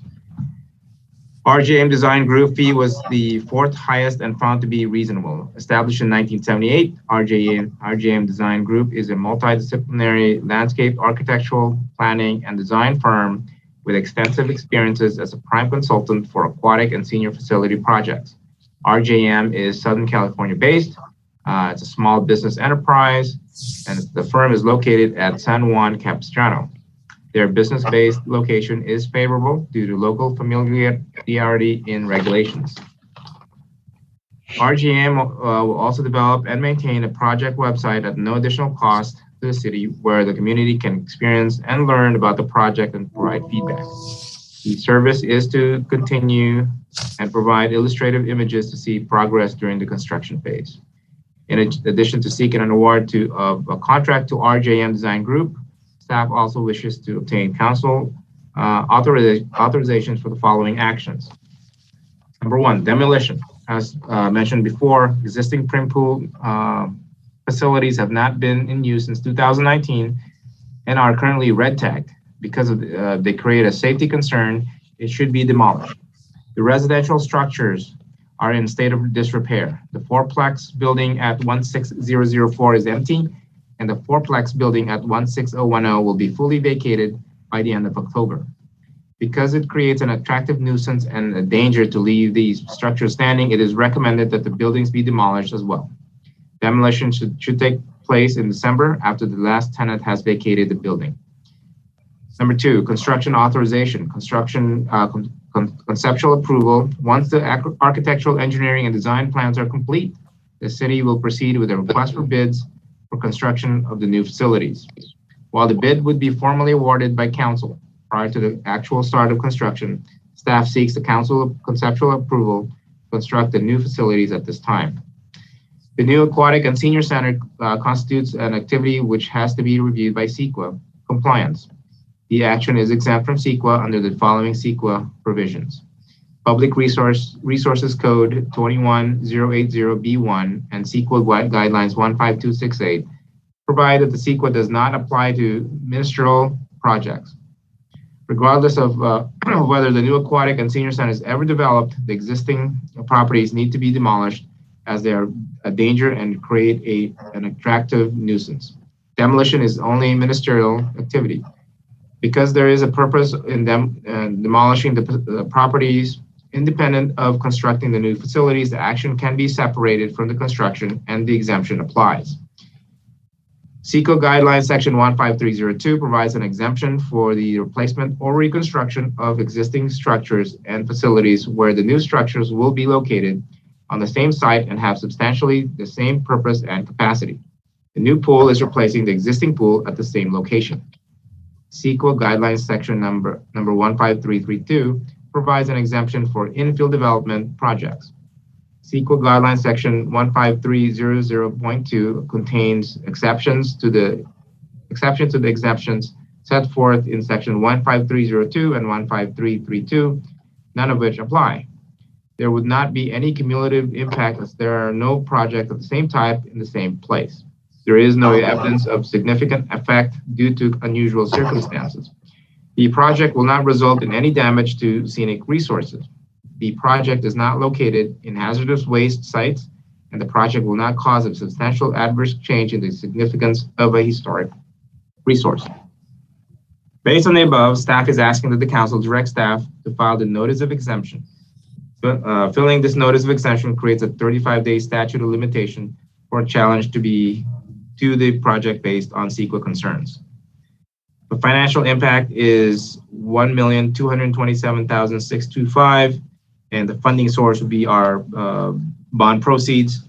What's required tonight is award contract to RJM Design Group, Inc. for design, architecture, and engineering services for the Gardena Community Aquatic and Senior Center project, job number 978, in the amount of $1,227,625, and authorize the demolition of existing prim pool facilities and residences and structures located at 16004 and 16010 South Harvard Boulevard.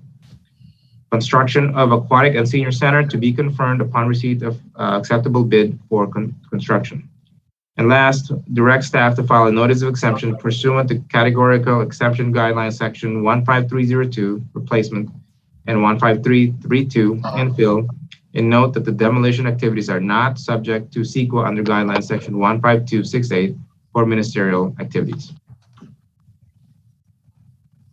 Okay. Are there any questions or comments at this time? I have a question. Go ahead. So while we're waiting for this to be done, I get a lot of complaints about how the property is not maintained properly, and that we have homeless people, we have kids in the pool. So what are we doing to make sure that we're taking care of this before this project actually starts? Thank you, Mayor Pro Tem.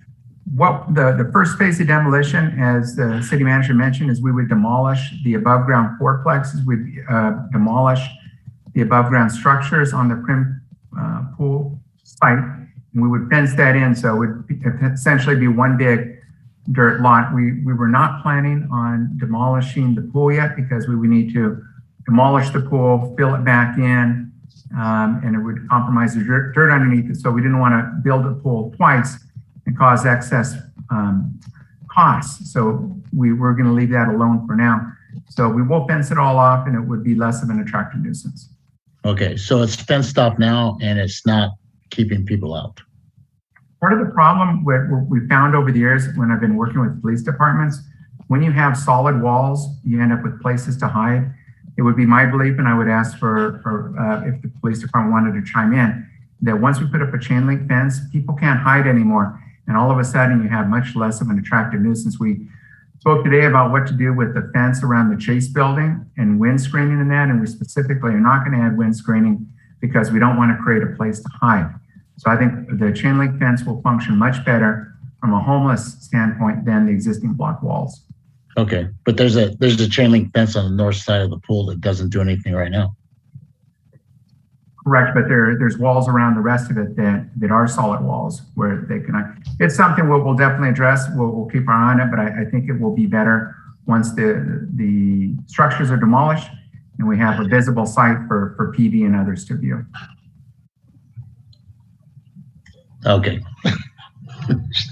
nice. Mayor Pro Tem, we'll just hire you to patrol around. You know what? Yeah, I might as well. As a former cop, we'll let you handle that one. Ridiculous. Councilmember Henderson. Thank you, Madam Mayor. In kind of support of what Mayor Pro Tem was talking about, I've seen some other construction projects where it serves multiple purposes by having cameras installed in the space, because then it gives us an opportunity as a community to track the progress of the project, so we can kind of do a time lapse towards the end, and at the same time provide some security. And is that something that we could look into as well? I would defer to Larry Ryan, who's going to present here in a moment from RJM, but it's my understanding that they will provide a continual time-lapse photography of the site. Whether those cameras could be dual purpose for security, we could definitely look into that. Okay. So, at this time, why don't we hold some of our questions and let's let Larry go ahead and chime in. I believe you have a brief presentation or more to add, and then we can ask some questions at that time. Great. Good evening, Madam Mayor, members of the council. It's really our pleasure to be here tonight. We found out about your project from a a nearby city. We're currently working for the city of Bell Gardens, and they had been in contact with staff in your community about the progress we were making on their aquatic facility. And we just look forward to working with you and your community and kind of threading the needle and, you know, bringing this project to fruition. We do have a presentation that kind of goes through our firm's experience, some of our specific project experience. And is now the right time, Alan, to commence that? Yes, I will go ahead and share my screen. Can everybody see that screen okay? Not yet. All right, let me share it. Let me make sure I got this. Okay, we do now. Okay, awesome. Thank you so much. Good evening, Madam Mayor, members of the City Council. Tonight, we're proud to present you actions to truly begin the Gardena Community Aquatic and Senior Center. I have a Recreation and Human Services Director, Stephanie Santine, our Principal Engineer, Kim McQuack, and as you've met, Larry Ryan. The city's been laying the groundwork for this project for quite some time. Two critical pieces have been the recent acquisition of 1604-1610 Harvard, which more than doubled the land area of the existing Prim Pool facility. Additionally, the recently approved bonds will provide much of the funding for the project. Tonight, we've reached the point of awarding the design contract for the project and making it a reality. Here you can see the three existing parcels and how they function as one. All structures on all three properties will be demolished to make way for the project. Staff is working to underground overhead utility wires that are on the common property line between the pool property and the fourplex properties. The design will include three specific design programs that will be integrated during the design so they work cohesively and create a wonderful experience for the users. Some parking will be on site, while most of the parking will be in city parking lots nearby. The proposed project is a combination of a pool facility on the right side of the screen, a senior center at the top, and a park with recreation equipment in the middle. This is the proposed conceptual drawing developed as part of the Prop 68 grant submittal process. As you'll see later, Larry's going to show you some different ideas where he thinks he would want to tweak this project to come up with a better design. As city manager mentioned, we went through an extensive evaluation process. I will not repeat that in the interest of time. We selected RJM. And at this point, I will hand it over to Larry to go through some slides about his firm. Go ahead, Larry. Thank you, Alan. We've been in business for 34 years, and we deal primarily with municipalities providing recreation and park facilities for communities. Next slide, please. I'm going to go through this overview, a little introduction, our major team members, our project experience, and what we do as a consultant team to kind of tap into the community in terms of outreach and the various types of outreach experience we have. And then I'll share with you some of those design ideas that Alan has alluded to. I mentioned we've been in business for 34 years. We're coming up on 35 in September. We've done 1,000 projects, plus or minus. A lot of them involve demolition and reconstruction at existing sites. And we always are striving to provide for innovation. We were looking at sustainable design before it became a buzzword. What we're looking at now is our team structure. RJM will be the prime consultant. I'm one of the founding partners. Eric Chastain is a project manager that's been with our firm for 20 plus years. All of our aquatics projects, Eric and I have done together. And so that combined experience is in excess of 50 years. Tyler Page, he's a younger member of our team, and he's put together a lot of our virtual imagery, and I'll share with you a video that speaks to what that will look like, and we're going to also provide that for your project as well. These are some of our relevant aquatic project experiences. And they range from professional type tournament facilities to normal community recreational pools. Our primary aquatics consultant is Nachi Matavin. We've worked together for 15 years, and we use him exclusively for our aquatic facility design input. Bob Simons is an architect I've worked with and known before we were RJM. Our relationship is, in that 35, 36-year range. And we collaborate very well together just because of our prior track record and our, the cohesion you develop in those long-term relationships. Next. This is the project we're currently working at in Bell Gardens. These are some virtual simulations that we put together to kind of share ideas and capture the spirit of what was being envisioned. Again, visual simulations, perspective sketches, plan view graphics. It's a 50-meter pool, a splash spray, recreation pool. One of the things that we really strive to do in creating an aquatics complex is looking at the comfort for the actual users. If any of you have been on pool decks with, children, grandchildren, there's a lot of pool environments that are not that pleasant to be in. They're hot. There's limited shade. There's little areas to retreat from those harsh kind of things. And what we try to do is integrate the landscape into that pool deck environment so that if someone's going to be there for a swim meet or someone's going to be spinning, comfortable, enjoyable environment to enjoy the facility in. Next. Some of the imagery that we've developed. This is part of that virtual simulation that was computer generated so that we could convey exactly what the character was, the relationship, the scale.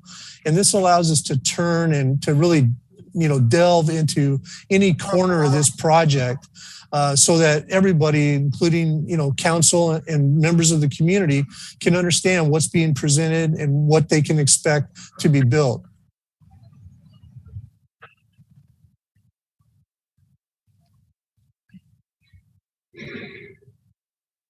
You can see the amount of landscaping and areas just to throw a blanket on or a towel and lay out around a pool deck.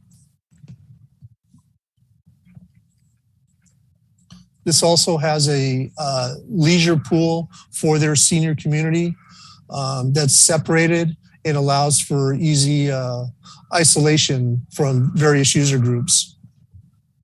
That's the leisure pool there in the foreground.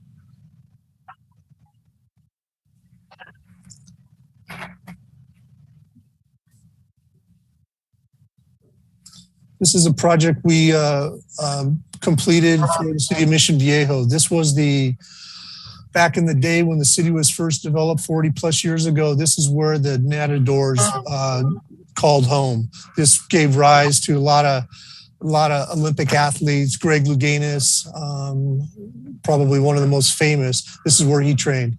Next. Some of our projects are just for recreational use. This is out in the Riverside County area of Urupa, Splash Spray, Lazy River, Flow Rider.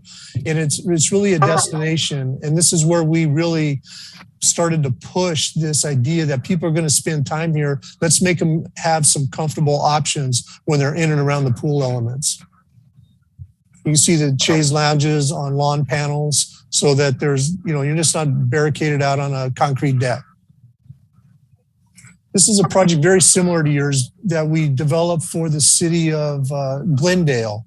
It was actually garnered the first LEED Platinum aquatics facility. It's a very full site in terms of the amenities that the city wanted with regard to the aquatic component, the building component, splash spray. And we're currently working with the city, next please, to augment the splash spray area just because it's so successful. This pool is so successful in the city that they actually have to ring a bell and clear the deck and the pool of all users, and then they'll let the next squad come in. We've incorporated shade canopies around the pool, and these shade canopies also have photovoltaic cells on the roof panels for the generation of electricity.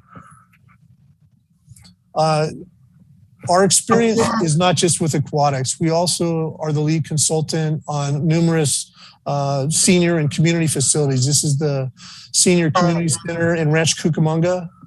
Next. This is Mission Viejo, California, Riverside area, La Sierra Senior Center. The San Ysidro Library in San Diego. And this is a project we're currently in a design build mode with SBA and NACHI out in the city of Temecula. Similar program element to what you're looking at for your facility. Our community outreach experience, I don't know quite how to say this other than if there is any benefit to COVID, it's been the way we relate to the public. You know, we were wondering, how are we ever going to get anything approved? How are we going to share ideas?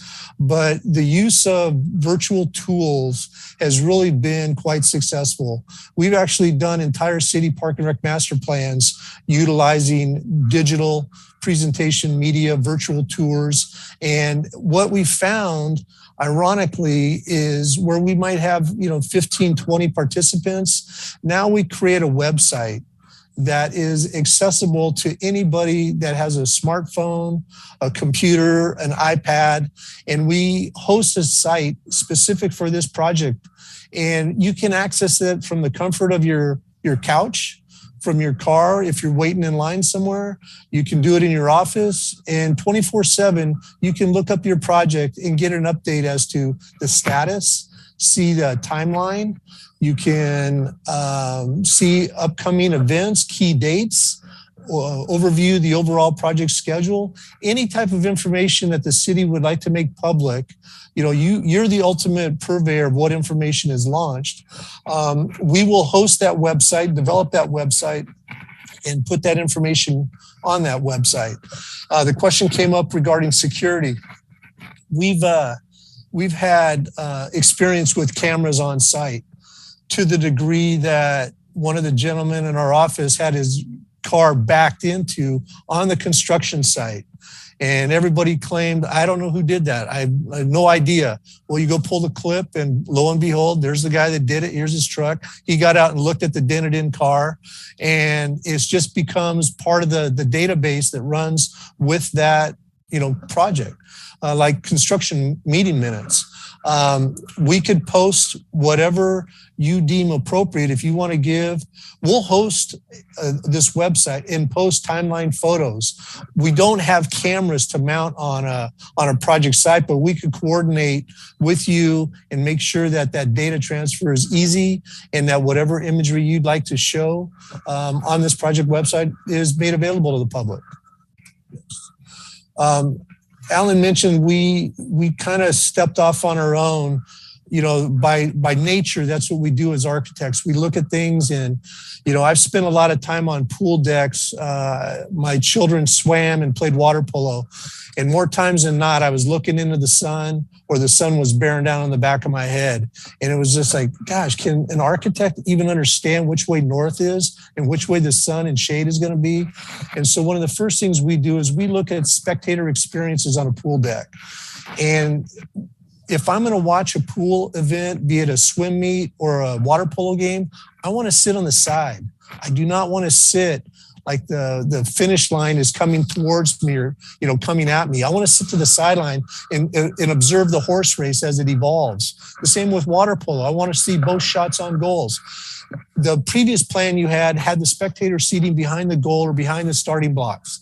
So the first thing we do is we look at orientation like that.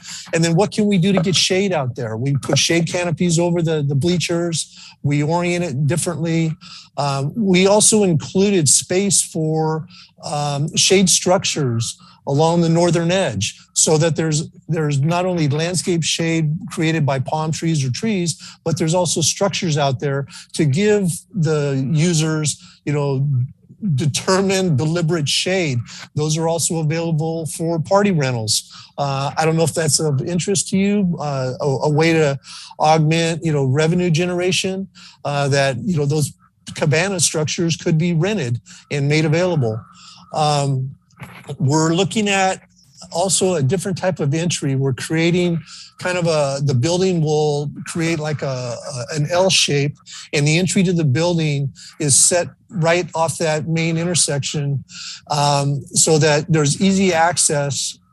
You actually would park at the street. Let's say those stalls, those are primarily handicap stalls, but you would park out at one of the adjacent lots, come through that entry court, which is the tables by or adjacent to the exercise stations that are shown underneath the canopy of palm trees.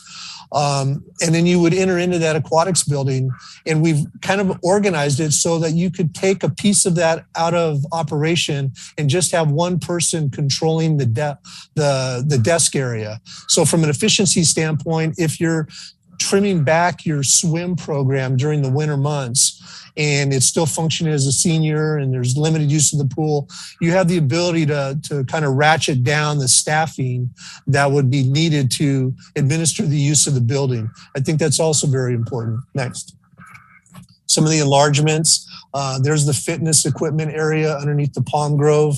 You can see the group picnic tables that are adjacent to the walkway entry that serves the main access entry into the building. And there's a nice lawn open space out at the corner that is very visible. We wanted this park element to be out in the forefront, just so any activities taking place in these outdoor areas are visible to, just anybody driving by can see what's going on. They're not tucked back in any kind of an alcove or a, difficult to surveil environment. Next.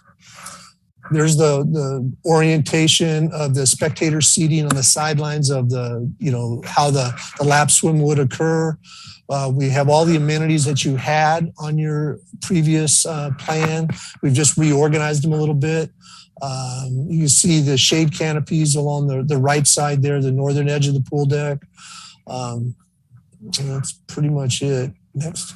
There's the floor plan with that main entry coming in from the left through the set of double doors, and you have the controlled desk area there in the middle, and then you have the different wings for the swim, locker room, or the senior center component. This is a preliminary schedule that we put together with staff. I don't know, Alan, do you want to take this, or I can go through it quickly? The bottom line, your project grand opening is in June of 2024. I think that's probably the most important aspect of this.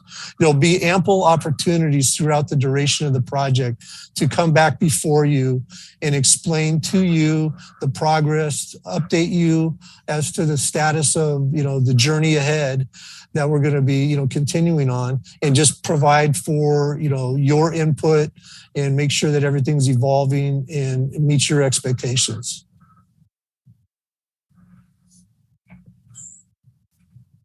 Okay. Larry, if I can take this for a minute. So sure.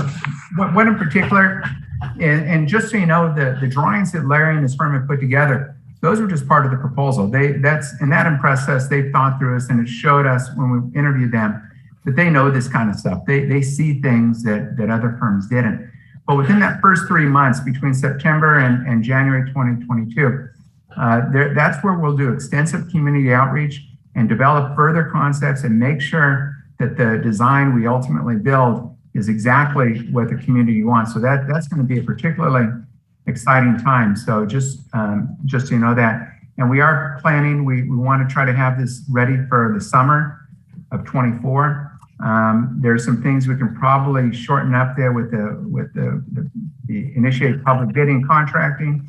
And also I can work with the Community Development Department to hopefully expedite the plan check, so we can shave some time off there because construction always seems to grow. Larry, did you have anything else, or can I wrap this up? I think it's all been pretty well said. Yeah, so here are the actions as the city manager went through before, and we're excited. And with that, I would leave this design up. That is the one with Prop 68, and I'm open, and Larry is open. And Stephanie and Kevin, we're all open for any questions you might have. It's a big project, and we are very, very excited. I hope you are too. Okay, thank you. So let me open up to any questions at this time. Does any member of the council have any questions or comments? Let's start with Mayor Pro Tem Tanaka, and then to Cascanian. Thank you, Madam Mayor. Mr. Ryan, thank you so much. It's a great presentation. I really appreciate it. And I understand the security. I heard everything about your cameras and everything and how you're going to update us. Mr. Riggs didn't understand my question, so it's okay, but I appreciate what you're doing. This project looks really awesome. So we appreciate what you're doing for us, and I'm sure there's going to be a lot of interesting things that come about. So my one question, and anybody can answer this, is have we reached out to our high school, Gardena High School, on whether or not they would be willing to come back in like they used to and have swim meets at this location? I would, Stephanie, if you're on the line, can you answer that one?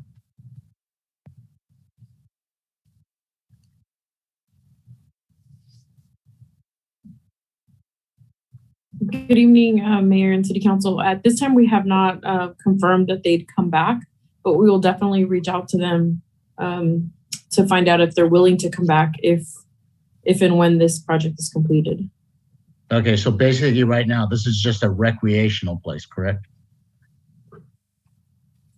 At this point, yes, but we can discuss with them to see if they're interested in having their swim team or swim competitions here at our location. Thank you. Any other questions? Yes, Madam Mayor. Oh, go ahead. Will the final project look like the slides that we've seen, or this is just an example of Mr. Ryan's work? If I may take this one, Larry. So what we did is we've applied for the Prop 68 grant. And within that grant, we needed to supply them with a floor plan or a site plan, which is what this is the site plan we provided them. Now, what can happen is we can modify that, and our understanding with the grant, if we were to get it, is we can modify the layout of the plan so long as we supply the same elements that we obtained the funding for. So if the pool looked different, if it was broken into two, if the building was rotated, we can do all of that. And that's the exciting part during those 2 to 3 months of reaching out to the community. So the eventual project, especially if we get the Prop 68 grant, we will be required to have the same elements, but we're going to work to make the layout more functional and a better layout. That's Larry's job at this point. So I think from what Larry's shown us already, it'll look similar to this with the same elements, but the configuration will be different. Mm-hmm. And the other question, there's no asbestos in that building, is it? You mentioned it being so since 1962. Yeah, we've already done, Kevin, in our engineering department has asbestos testing done. There's very, very minor asbestos and lead-based paint within the different buildings, the fourplexes as well as the buildings on the Prim site. Yes, thank you for your response. Councilmember Cascanian. Thank you, Madam Mayor. Mr. Ryan, great presentation. I like it. The concept and everything looks great. My question is, you anticipating to complete this project by June 2024. As far as the personnel that they're going to take care of this from day one until the end, are they going to work these personnel specifically only on our project, or Mr. John Doe is going to do this and he's going to do another project in city of such and such and another city, so he's not going to be available, to do everything, So basically my question is people that they're going to work on this project and they are assigned for this project only until completed? Yes, it's not a bait and switch. You'll see me at any of the public, activities, be it a commission, council, anything like that. I'll be the face of RJM. Eric Chastain, he is the project manager that we identified, and he will be the guy in the trenches with our our sub-consultant team members from beginning to end. And Tyler, the gentleman on the right that I showed you, he's the guy that did all the virtual imagery, just because he's got that expertise. That is your team from RJM. Our aquatics consultant, Nachi, he'll be the guy in the trench with us. Bob Simon, he is the head principal. We're working on a couple of projects with them. Bob's always involved, but there's going to be a different principal under him that will be the day-to-day. But if it goes to city council and we need, SVA, our architects, presentation to city council, it would likely be Bob, much like myself. So. Okay. So they are, designated people. They're assigned to your project. Assigned to my project. So they're not going to go to another city to do something else and then going to delay my project. No. Thank you very much. Okay. Mark? Thank you, Madam Mayor. Thank you for that presentation, Mr. Ryan and Mr. Rigg. That was pretty good. So in regards to, because this is a major capital improvement project, and Mr. City Manager, in regards to this question I'm asking, have we put in enough contingency for potential change orders? Usually when you start digging up, you start finding some other stuff. And what's going to be that process for change orders and the variance for that? What triggers that? Mr. City Manager, if I can take that. So we have a budget that we're going to design to. And as we go through the design and construction process, or especially the design process, there's multiple times in which they will do extensive and detailed cost estimates to make sure that we're going to match that construction budget. In projects that I've been involved in the past, the biggest problem you have sometimes, especially with remodel projects, which we're not doing, is you don't know what you have. And it's the same thing with a project like this. You don't know what you have underground, but we've done extensive research. There's no problems with the underground. We're going to start with a blank slate, and we're going to have a very detailed process that we're going to design to our budget. There's not a whole lot of unknowns on something like this. And so I'm confident we're going to match our budget. We will design to the budget we're given. Next question I have is in regards to the subs working under the prime.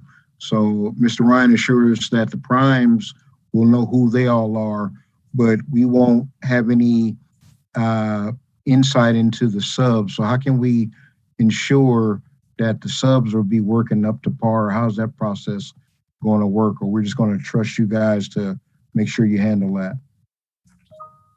I can take that if that's okay, Alan.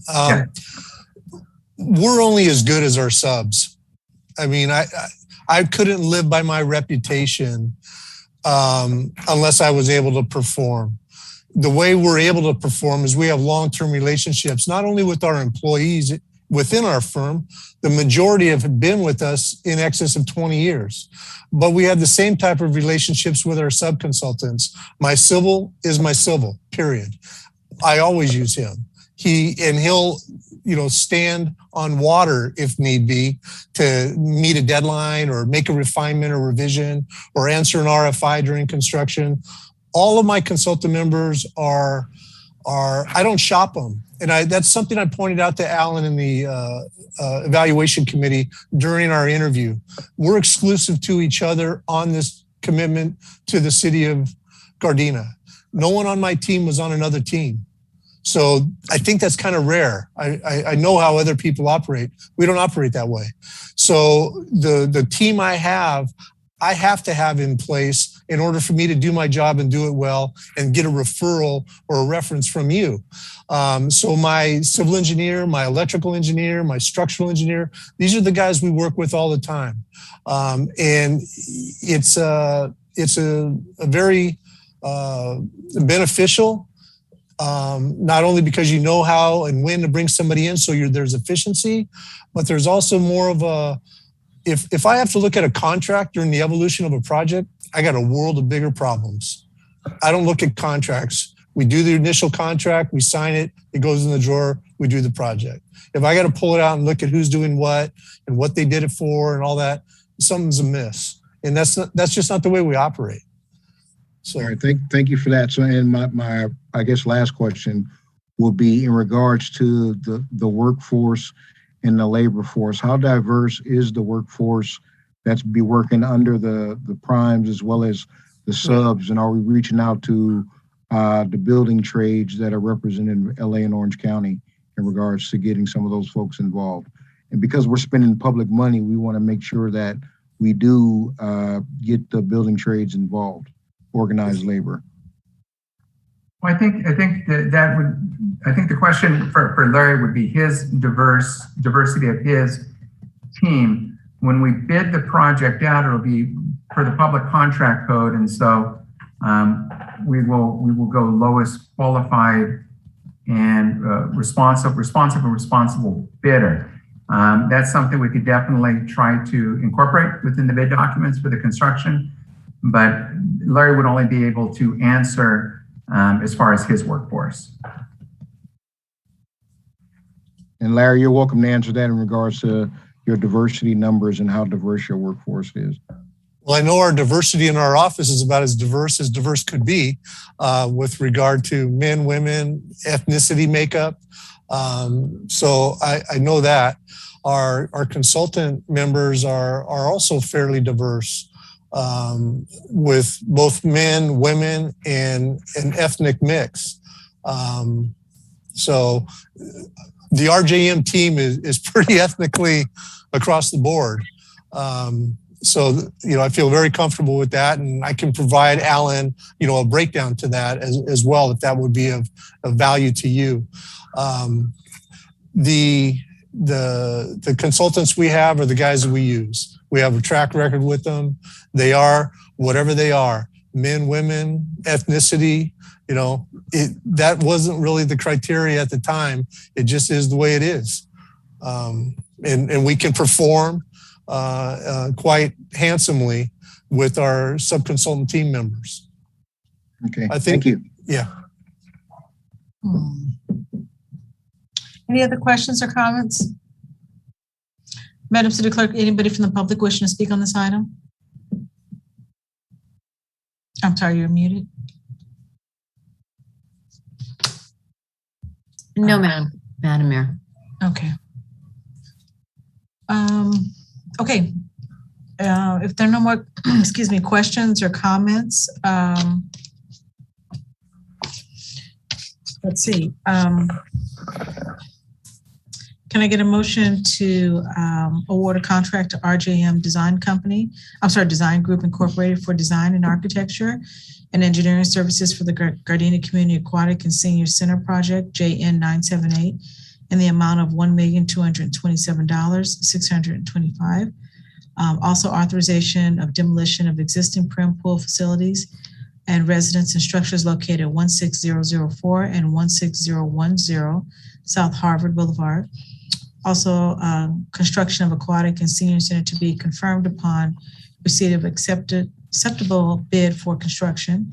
And then lastly, direct staff to file a notice of exemption pursuant to categorically exempt guidelines, section 15302, which is replacement, and 15332, which is the infill, and note that the demolition activities are not subject to CEQA under guidelines section 15268 for ministerial activities. Can I get a motion? I'll move it. Is there a second? Second. Madam City Clerk, there's a motion by Councilmember Henderson and a second by Mayor Pro Tem Tanaka. Will you call the roll, please? Councilmember Henderson. Yes. Mayor Pro Tem Tanaka. Yes. Councilmember Cascanian. Yes. Councilmember Francis. Yes. Mayor Serta. Yes. Okay. Next up is item number 15E. Thank you, guys. Mr. City Manager.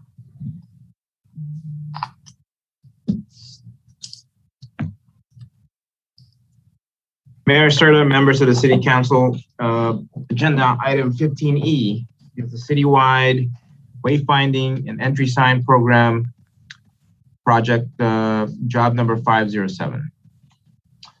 Staff recommends that the City Council approve a budget appropriation in the amount of $100,000 from the gas tax fund to begin the design phase of the citywide wayfinding entry sign program project, job number 507. The project scope is to help direct the drivers on city streets to city facilities such as parks, fire stations, city hall. It is estimated there are 20 desired locations to promote. Additionally, the goal is to develop signage to identify boundaries of the city on major streets. It is estimated there are 25 entry locations to the city. All signs are expected to be mounted on poles in a sidewalk, parkway, all within city right-of-way. The design phase consists of meeting with staff and stakeholders to identify routes, evaluate existing signs and structures to identify opportunities and challenges for use, including ADA and traffic parameters, create a map and master plan for key vehicular signage placement, and develop signage and specifications for construction delivery. The wayfinding signage program is intended to reflect the city's values and identify the exhibit cohesive design that in the simplest way directs residents and visitors to their designation. The financial impact is $100,000 from the gas tax fund. What's required tonight is approve a budget appropriation in the amount of $100,000 to begin the design phase of the citywide wayfinding and entry sign program project, job number 507. Okay. On this item here, I think, is it Mr. David Bowles? Is there anything additional he wants to present, or is he just here for questions? Just for questions. Okay. Does any member of the council have any questions or comments? Let's start with Councilmember Cascanian. Thank you, Madam Mayor. Maybe Alan can answer this, or city manager. What kind of signs are they going to be? Do we have like something we can see it? I mean, any design or something? Oh, we don't have anything yet. It would be similar. Many cities have the wayfinding signs. It's all up to their own design, whether it be color, styles, and the like. And one of the first things Mr. Volz would do is come up with concepts to present to the council to identify the look that you want. How do you want the city to look? Quite frankly, we really don't have a brand in the city other than our city seal. And this would be the beginning of colors, styles, fonts to come up with a brand for the city. It's interesting when you take a look at the city of Gardena seal, when we did the Gardena sign in front of City Hall, the large letters, same font, same look. So we've started down that path. And so I would expect there might be something within that, but it would be the development of a brand for the city, a look for the city. I'm especially excited about the entrances to the city. One thing I've learned since I've been here is that Gardena looks wonderful compared to the adjoining cities, and it would be awesome and good for the city if when you come into Gardena and you see the streets are better and the trees are trimmed and the homes are nicer, that you identify that you're in Gardena, and to brand us that way and to give us the benefit of the quality city we have. Okay, so how do you want me to approve $100,000 and I don't have a design in front of me? How about if I don't like the design, several designs that he makes, and I don't like it? So what's next? Mr. David Vols, if he says, no, I can provide you with only certain amount of designs, that's it. So I've worked with David Volz on probably 6 projects before in other cities, and he's the best of the best. His scope will be to develop those signs, and the design. Is there the possibility that you won't like the first initial ones? Yes, but I'm sure that he would come up with something that would eventually be that you would want and accept.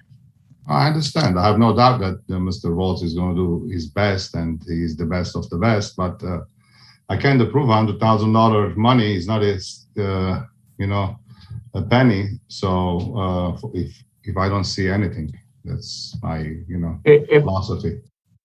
If I may, Mr. Volz, would you chime in, please, as far as what is the process as far as right now? Councilman Cascanian is correct. We have no idea what these are going to look like. What kind of designs do you have, or what are we going to see? Is it classical? Is it contemporary? Is it modern? So what is the process in which you present to us the city, the design that we may or may not like, and how do you augment that and manage that if it's not acceptable? Well, what we're planning on doing is there's going to be several steps to this process. First of all, we want to identify where those entry points are in the city that are going to be the most important, and then what are the conditions that are there. We're looking at right-of-way signage, right in the right-of-way along the sidewalks. So in some ways, that's going to constrain how large these signs can be.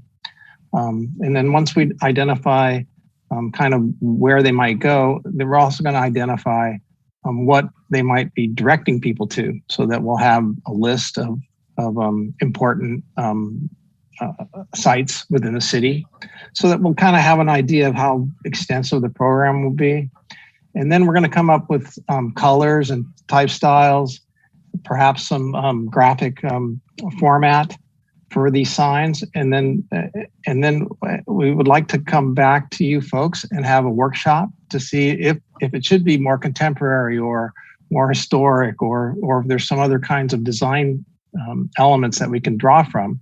And we'll have some sketches to talk about, and they'll be rough sketches at first, and we'll move towards design. And in the end, I'm certain we'll find some layouts and designs and colors and a general format for not only this program, but for other signs in the city that you might have in the future as you develop your aquatic center, for instance. What does that sign look like? Maybe everything could be integrated, and all the signs throughout the city would have similar colors, type styles, those kinds of things. So in the end, we'll give a report that identifies that we went through this process and we had different ideas, and they coalesced into the idea that hopefully that you'll be happy with in the end as we move forward.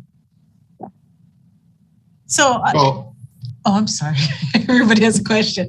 Let me do this. Councilmember Cascanian, finish yours. Then we'll go to Councilman Francis. I think it's our Mayor Pro Tem, and we'll go in that order. All right. My last question is, because I know all my colleagues are going to ask question. So my last question is, once we approve this $100,000, we're going to pay Mr. Volt's company the $100,000, and he's going to come up with his design, whatever we like or not, right? Yeah. That is correct. That means I'm going to chase Mr. Volt's after I pay his money. What happened with my design? What happened with the sign? We don't like it. What happened with that? And what happened with this? So I don't know if you guys see this logic or not. Well, we will come. The contract not only includes the initial design and coming up with the format and what's going to look good, and those sketches, and in the end, some design that you folks will approve. Then we'll come up with the construction drawings so that we can get those bid and built and installed. So there's a couple components. Yeah. I understand, Mr. Volts. I mean, I'm a businessman too. I have a business too in the city. If somebody comes to me, I provide him with detailed information, and I tell him, this is it. That's what we're looking at. To fix your vehicle, this is what it's going to cost you. This is what we're going to do. You like it? You pay us. I don't tell the customer, give me $100,000. Let me figure it out what we're going to do on your vehicle. So I don't know. So maybe this is something different philosophy. So I don't know. Okay. Who did I say next? Francis, Councilwoman Francis, go ahead. You're muted. Go ahead. Thank you, Madam Mayor. I was just kind of curious. Usually when we assign a project, for example, with the Aquatic Center, we asked for bids.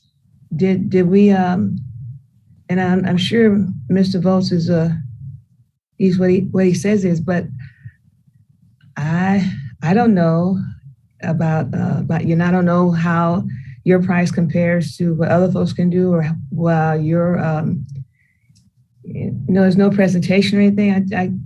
I don't mean to. I'm sorry. I don't mean to be disrespectful, but you're running about $4,000 sign, and I'm not sure if you're you're going to be consistent with what we already have in the city, or I'm just not quite sure what I'm getting, what we're paying for. I'm sure Mr. Riggs said you're wonderful, and I believe him, but I don't have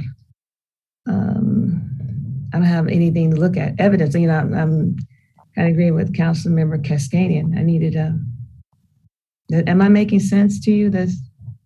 Oh, sure.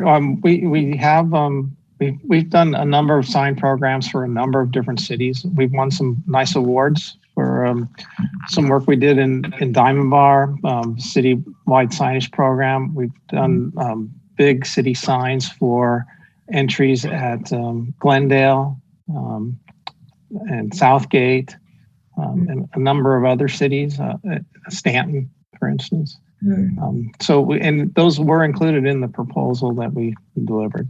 Okay. Go ahead.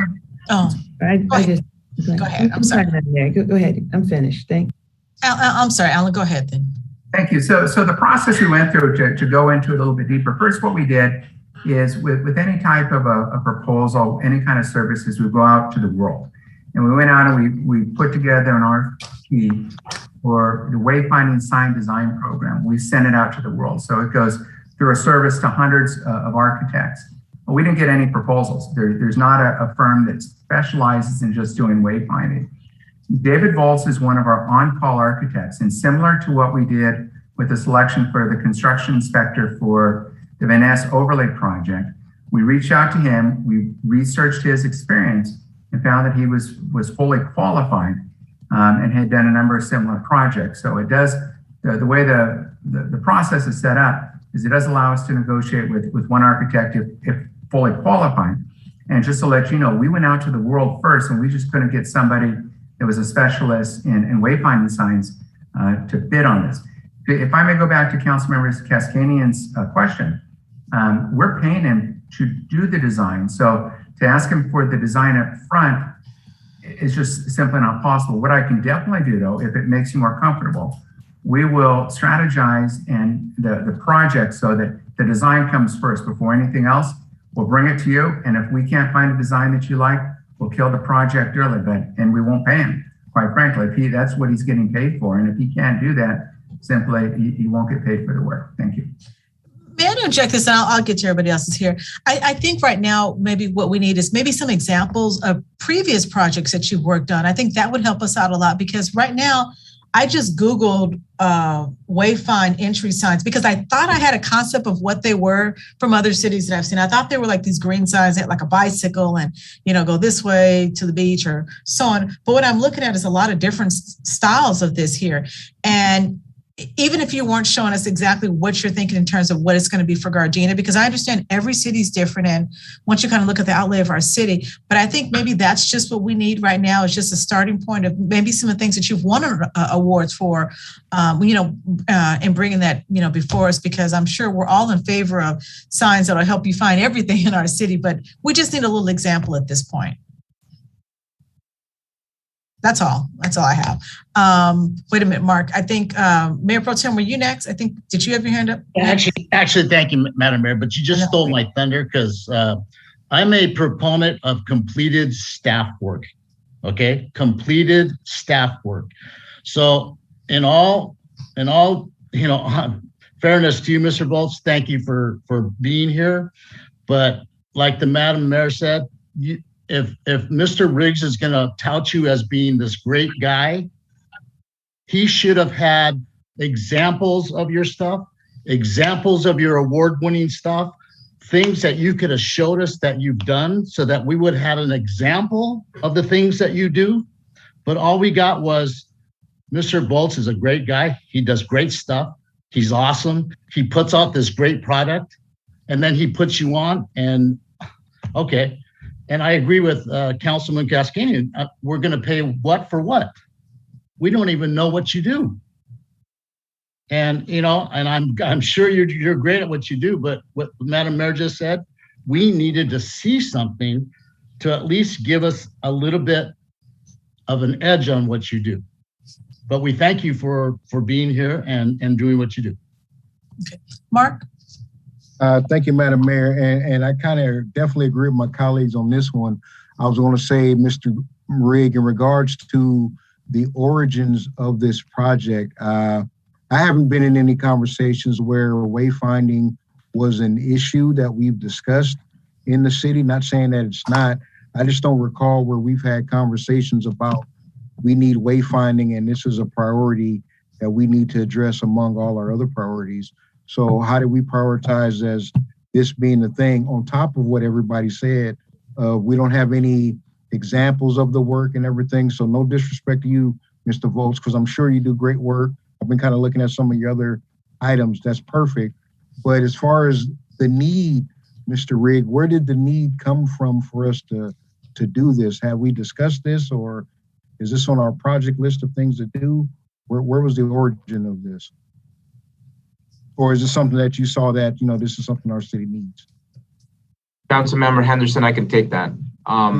This is actually, this project was actually my initial, my idea.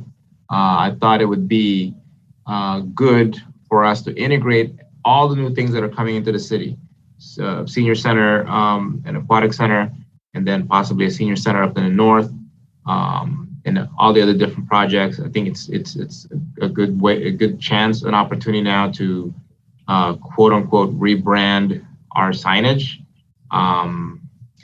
and try to integrate all that and get a new feel for the city. Integrating the new sign that we have out on the front lawn, the Gardena sign.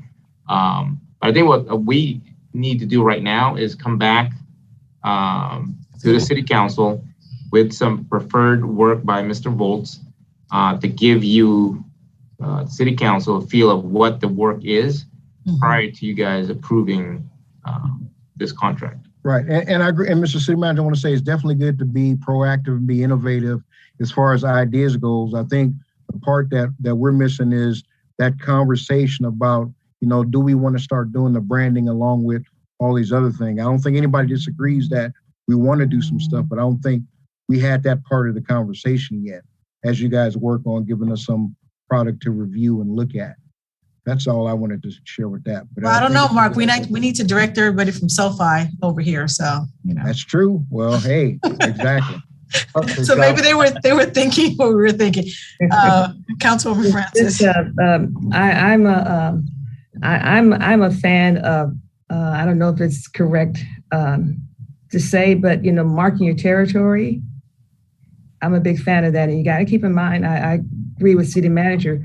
We have, all these, 250 units coming in. And I don't know how many people that might contain. I mean, new residents that are coming to our city, and they need to be able to know that, oh, that's over here, and that's how you get to that place, and that's how you get to that place, without having to Google or go to Yelp to find it. And if you look around at surrounding cities, everybody's kind of marking their territory. This here, go this way for that, go this way. And so I think it's important. But my big concern is, and I believe Mr. Rigg and what he says is just that I just needed a little bit more supporting evidence that you are who you say you are and that you can do what you say you can do, especially because there's something like $4,000 a sign or something for 25 signs. And that's all. And I appreciate you being here. And Mr. Rigg, Alan, I appreciate your foresight, and city manager, your foresight. We're looking toward the future for us. And I think it's a great idea. It's just, I just need a little bit more to go on. So I have something to chew on it, so to speak, if you don't mind. So is it possible for you to come? Would it be okay, Madam Mayor, if he came back? That was one of the things I was going to suggest. Maybe bring this item back, maybe by the next meeting, with maybe just a little bit more information here. And then we probably, I think, all be a lot happier. And then, because I think it's a great idea, the concept as far as, directing everybody to all these great things that we have in our city. So, Yeah, it's a great idea. I love it too, but, This council's real visual. We need pictures. So, yeah, we are like, there are more than 20 entries into the city that we're trying to address. You only count 20. Oh, no, there's at least 20, right? Oh, Okay. okay. There's more. Okay. That's what I wanted to, because we got to agree on that as well. To Councilwoman Francis's point, we should always mark our territory, and we want everybody to know all the great things we're doing inside the city. So if we pick at least 20, it's got to be the right 20. But I know there's more than 20 entries into the city of Gardena, though. Well, and that was part of the work plan, was to identify those spots and put them on a map and decide, which ones were more important than others. Hierarchy is important. Okay. All right. Looking forward to you coming back. Absolutely. All right. Okay. So yeah, so it looks like we're just going to kind of table this and have it brought back to us. Maybe next meeting, if you can get it that soon. If not, as soon as you can on the calendar. Don't move. Okay. I don't think we need to vote on that. Do we? We don't. No. Okay. Okay. That being said, that's item number 15E. Let's move on to council directives. Does any member of the council have any directives at this time? Councilwoman Francis, and then Mayor Pro Tem. Yes, just a couple. I know our last meeting, I don't mean to harp on this, but we talked about the street vendor ordinance. I'm just kind of concerned about, asking a question about how's it going? Because I know that we're working on it, Councilwoman Francis. Again, my concern is with now being informed that there's going to be a cleanup bill, and I'm going to bring you an ordinance, and only to come to find out in January that I need to clean it up again. So that is if I can ask for just a brief extension until at least that period, if that's okay with you guys. It's okay with me. I'm sorry. Unless anyone else has any opposition, that would be my recommendation. But obviously, if you guys choose to go forward with, as the law stands currently, however the council decides. Okay, I'm okay with that. It's okay with me because right now we have nothing, and it's my way of thinking. Maybe I'm not correct this, but it's kind of hard to enforce no law or no ordinance. So I think it's really important that we do that. And the other thing is, when city manager went to the conference for 2 days, and Chief Safel took his place, which is okay, because Chief Safel is a great leader. He's a great leader, and I think he's done a great job managing the police department. But it made me wonder about, heaven forbid, if something should happen to city manager, but what if something happened to him and he was like bad car accident or something, and he wasn't around? We don't have a bench. Basketball teams, they have a bench. If the key player is out, they have somebody they can pull to. If football teams, baseball teams, everybody has a bench, and we don't have that. And I think for a city of our size, that it's being a small city in particular, it's really important that we have some kind of some plan. Because when I saw that Chief Safel was taking his place temporarily, like interim city manager, I was having flashbacks of Ed Madrano when when our former city manager retired, and Chief Madrano came in place, and we lost a police chief, and thank goodness Chief Safel was there to step up. But then at one point, we were kind of in a state of limbo. I don't know if you remember all of that, when we were going back and forth about whether or not we were going to hire him or keep him, or he was going to go to Sacramento. So the city was in state of limbo. They were losing a city manager and a police chief. So I don't quite know how to put all that together. I don't know. Is there some kind of way that we can have some kind of, I don't know, have some kind of plan, because Chief Safel, he, like I said, he's a stand-up kind of guy. You give him a task to handle it, he'll step up and handle it, and I do believe that he'll do 100%. I've known him and seen him in action, and I think he's a great manager, and I like his style. But I'm also concerned if something happens, there's nobody with the expertise that city manager has, because it's kind of job that's skill specific. And am I making sense? I don't mean to. You are. Carmen, is it appropriate for me just to answer a couple of questions, or I don't know if we can have a little discussion, or stop me if we can't? Well, I'm not sure are you bringing it up as a directive, Councilwoman Francis? Bringing it up as a directive. To do what though? So normally when the city manager is out, he leaves someone acting in case he's out and that person's acting in that spot. God not willing, if something were to happen to the city manager, where he would have to be out for a more significant period of time, the council would convene, since it would be for a more significant period of time, and the council would decide whether it would want to choose from within the city or from outside the city to have someone as an interim acting city manager. So those would be the various options that would be available to the city. There is many, you have a lot of great department heads that you can choose from. If that's not an option you guys want to go with, there are many retired city managers who simply work on a temporary basis while the city manager were to be recover, or et cetera. So those are the options, and that is the plan. God not willing, if something were to happen to Mr. Osorio. So I hope that appeases some of your concerns. If the another option the council has, is deciding whether having an assistant city manager is an option. Those are things that you guys can explore. As a council, it's not agendized for tonight. I mean, if you guys want to give a directive to the city manager to look into that, I don't know where the budget is, so I'll let the city manager address those issues. But could we? I think that's probably what I was talking about. Because when something happens, you don't want to say, "Oh, we'll go with this person. Oh, we'll go with that person." I think if we had an assistant city manager, and then it's just there's no looking around. And the last time when Chief Medrano became city manager, it was only because of staff, our city current managers, the managers that are already in place, and staff, that this city survived. So at that point, I was we were actually prepared for that.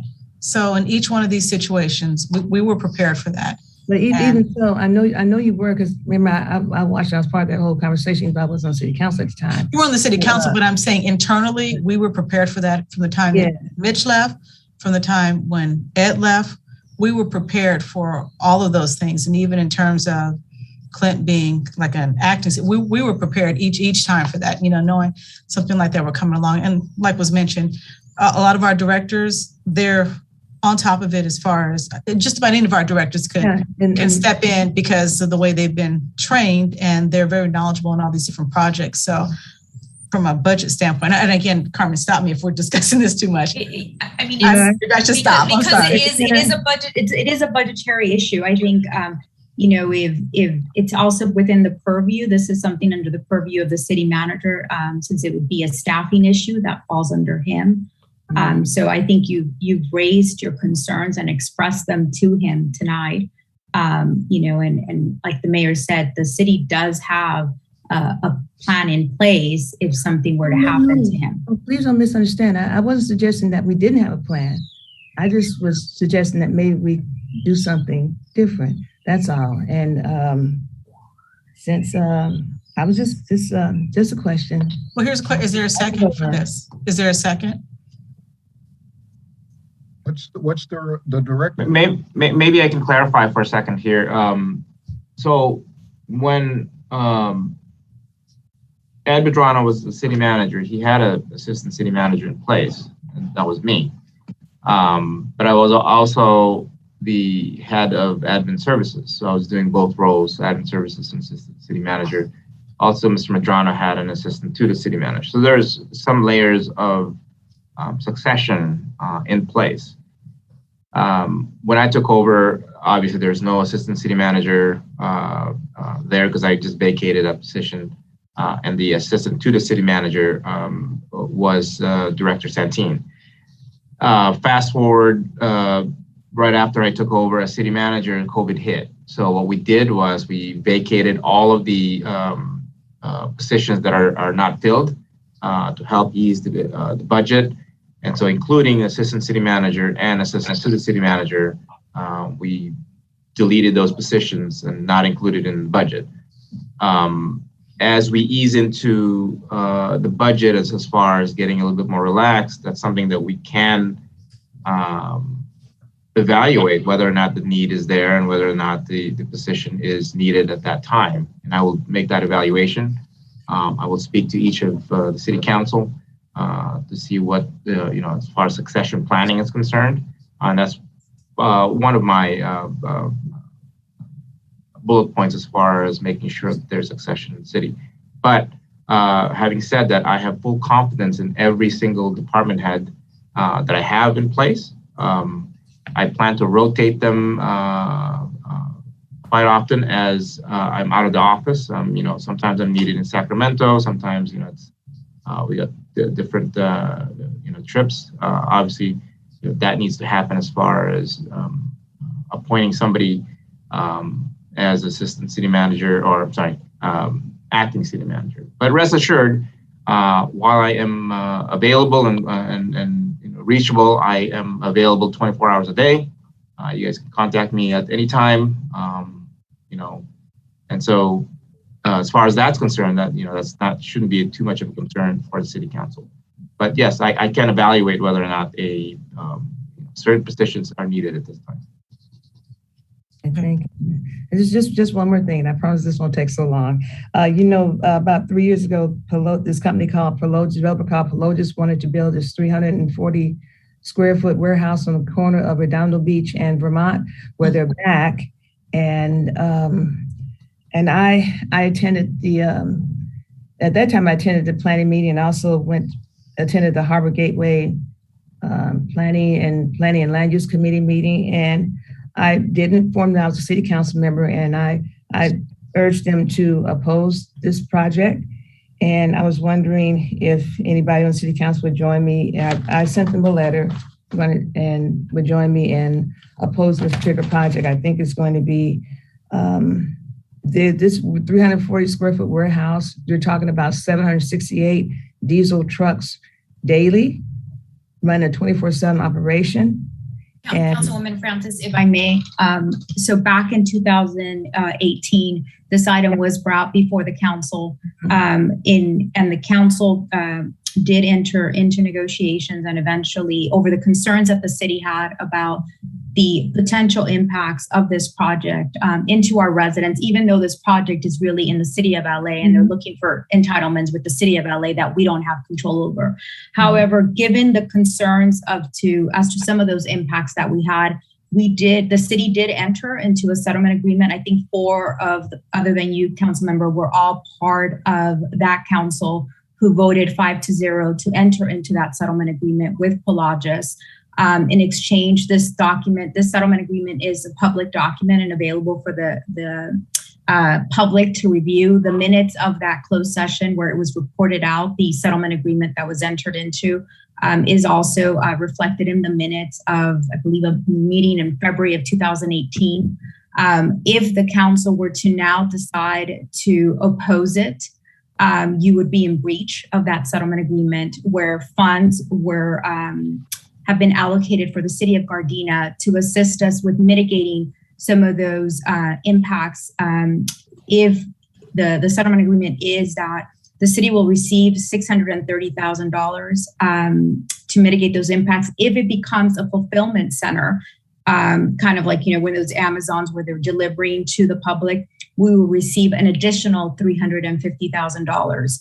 So again, I remind the council that you have participated and have previously voted to enter into the settlement agreement that is binding on the city. Okay, but I, as an individual, if I can still go as an individual. See, last time I was on city council, I was just you as an individual. Yes, you as an individual can speak on my behalf, and I'm not speaking on behalf of the city council, but just on my behalf in opposition to it, and that would be okay.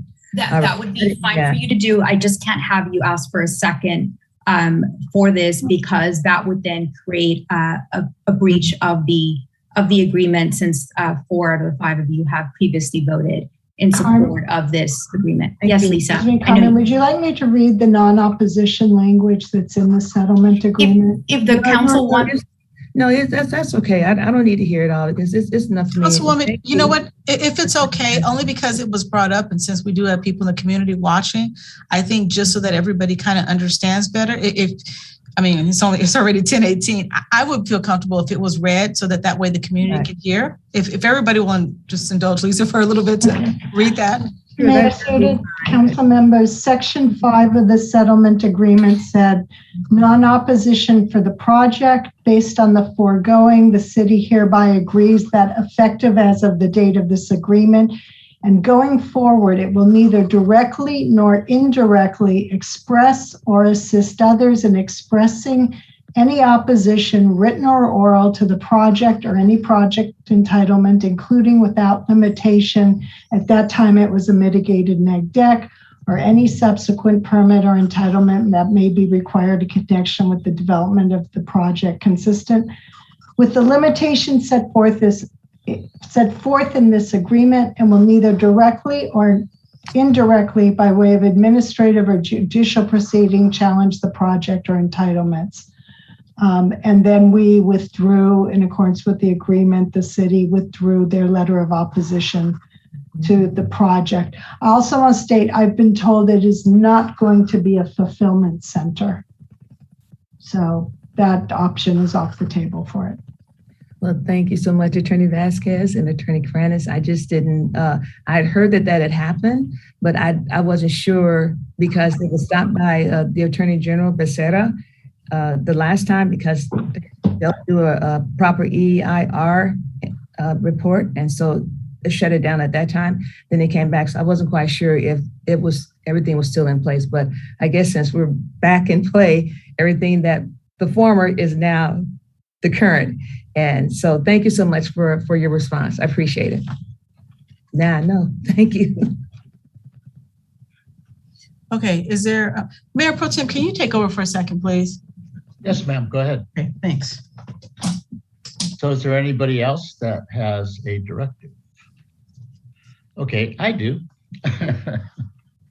Okay, so I'm probably not the only one that has had inquiries about this. So I'm just gonna put it out as a directive and hopefully I get a second. But Mr. City Manager, could we look at the feasibility and do a study and maybe look at squaring off our city on the southern border? So we're talking about Vermont to 190th, 190th to Western, and Western back down to, it'll be all the way to Artesia. So that would square us off. And we would like to see whether or not that's a possibility of picking up residential commercial there and see how that would help our city. I'll second it. Councilman, Mayor Pro Tem Tanaka, just for clarification, we're discussing an area that is currently City of LA.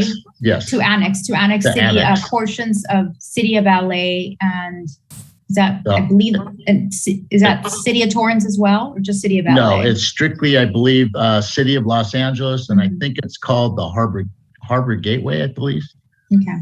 That's correct. Only because the rules, the analysis varies whether it's unincorporated and if it's a city. Correct. So if it's okay with the council and with the directive, we'll prepare a discovery memo as to what the procedures would be or what the process is when a city wants to annex from another city.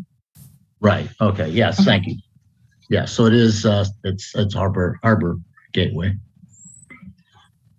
Yeah, we'll prepare something for your review. I know it's going to be involving multi-jurisdictions, including LA, Gardena, and then obviously LAFCO, LA LAFCO. Oh, LA LAFCO, yes. Yeah, they're the formation agency that oversees annexations and whatnot. Okay, because it would square us off. It would make us, Yeah. And I have a question regarding this directive, Madam City Attorney. Do we have to have a petition going on this in order or no? I will prepare a memo, Councilman Cascanian, where I'll delineate what would be required.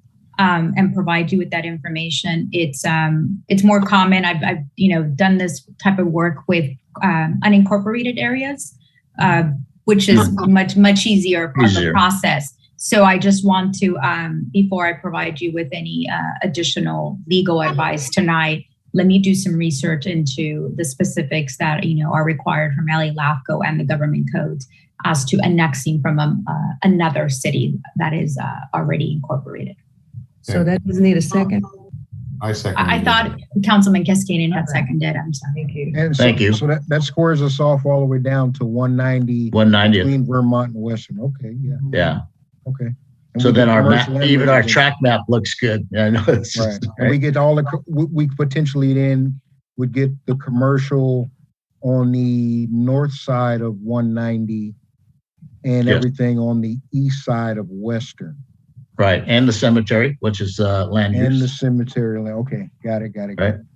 And hopefully, maybe if we did do this, we would get a car dealership. So there's a lot of moving parts in that we could actually pick up. I think would be beneficial. It's worth the study. Sure. Yeah. So I think we're good. Okay, Madam Mayor, we're done, I believe, with directives, and you can move on to number 20. You know what? I'm sorry. Can you keep going? I'm sorry. Oh, yeah, okay. So we're done with council directives. Mr. City Manager, directives about the directives. Okay. Thank you, Mayor Pro Tem. I think we can go back to the mayor, if she has any more directives for me at this time. But I do have, I have prepared a report that has been helped prepared by our CDD director, Greg Sugiuchi. It's a rather very, very extensive report, and it contains just a number of metrics. The issue with this is that the file became unreadable and it's very small. Because there is so much data involved here. So I'm going to rework this whole report and prepare something with larger fonts, and so it's a little bit more readable for you. But just to highlight the report, just to give you an idea on what's going on with the plan checks and permits and whatnot.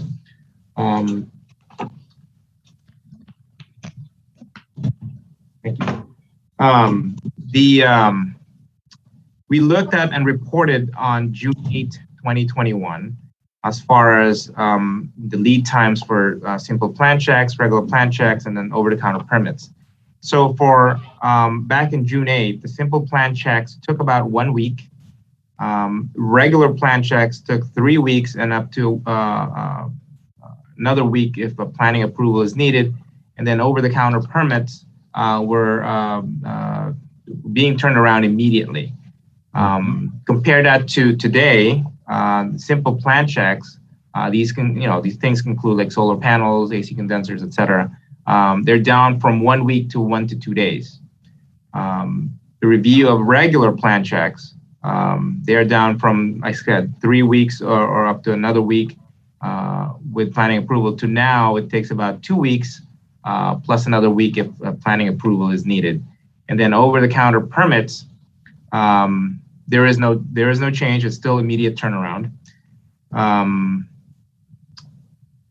With simple project with permit issuance, back in June 8, 2021, it was under 1 week. Today, that takes about 1 to 2 days. The large projects permit issuance took 3 to 4 weeks back in June. Now it's down to 2 to 3 weeks. And then inspections back then took 1 to 2 days on average. That increased slightly to 7 to 9 days, and that's due to our building inspector having to take some time off in the month of September. But that should be, being reduced now because we have 2 part-time inspectors that are being brought on to assist with the backlog. Okay. So there's some change improvements, but we're still trying to improve that. And this report is going to show extensively what permits, et cetera, are being approved and how long it's taking. So we'll be redoing this report, so it's a little bit more readable. Okay. But people that send us stuff through emails, we can still continue to forward that stuff. Absolutely. When there's a complaint. Okay. Sure. Thank you for your report. I was just concerned listening to your report now. Now I'm wondering what was the problem and where it lies, because I only got emails. I got phone calls as well, and I would always relay them, send them forward. So when you say today, is that like as of September 28th, or? That is the date of this report. That is the feedback that I got from our CDD director. So these are the metrics that came back. Obviously, we're going to vet through this again and see. Now, we identified the problem, which was the lack of inspector during the month of September. Also, we were transitioning a few other key positions. So,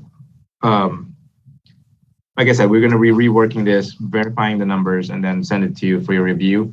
If you have any further questions, obviously you can direct that to me in the next council meeting. I believe, do we have a video for the Recreation and Human Services? Mr. City Manager, before we move on, Madam City Attorney, in regards to that squaring off, could you put in your report what that potential increase in population becomes, because then it changes our category as a city as far as size, and then what funding we can then start going toward? I just think about that math. So if we can make sure we put that in there potentially, please. I'm sorry. Okay, go thanks, ahead. Mark. All right. That was good thinking. I will try to see if the data is available as to the specific population. I will try to do that, Councilman Henderson. Mr. City Manager. Okay, are we waiting for the video? If not, I'm going to go ahead and move forward with the announcements. Give us just a moment if you'd like to go on with your item, and then we can come back to it. We're actually trying to open it up right now. Okay. Be sharing my screen for some announcements.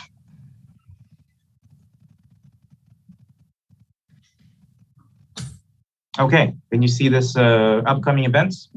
Mm-hmm. All right, so this is in chronological order. October 2021, we have some upcoming events. You all know about the upcoming Food, Wine, and Brew Festival. That would be this Saturday, October 2nd, from 12 p.m. to 7 p.m. We have excellent bands online. BW3, Rick Parma, Eagles. So come on down. Saturday, October 2nd, 2021, 12 to 7 here at the Gardena City Hall complex.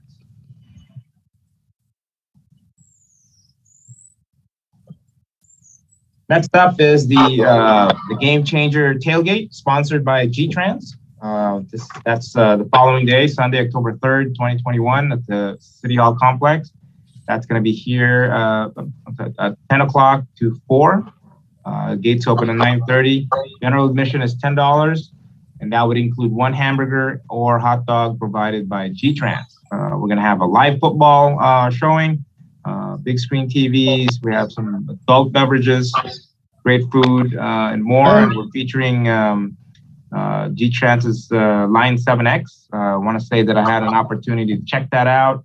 By far, it's the easiest way, the most economical way to get to SoFi Stadium. $4 gets you a round trip ticket, and you're in and out. Our staff was out there this past Sunday, and I'd like to give them a shout out that everything was seamless. It was smooth. There's at least 3 buses there going in and out of the stadium, so it's very, very convenient. Mr. City Manager, on that Yes, note, sir. though, we're stuck at $4 round trip, correct? And there's no way of getting around that? I think there's a metric and a reason behind that. I'd like to invite the Director Crespo and say something about this because it is a wonderful service being provided by the city and G-Trans. And so the question is, are we stuck at that? Mr. Crespo?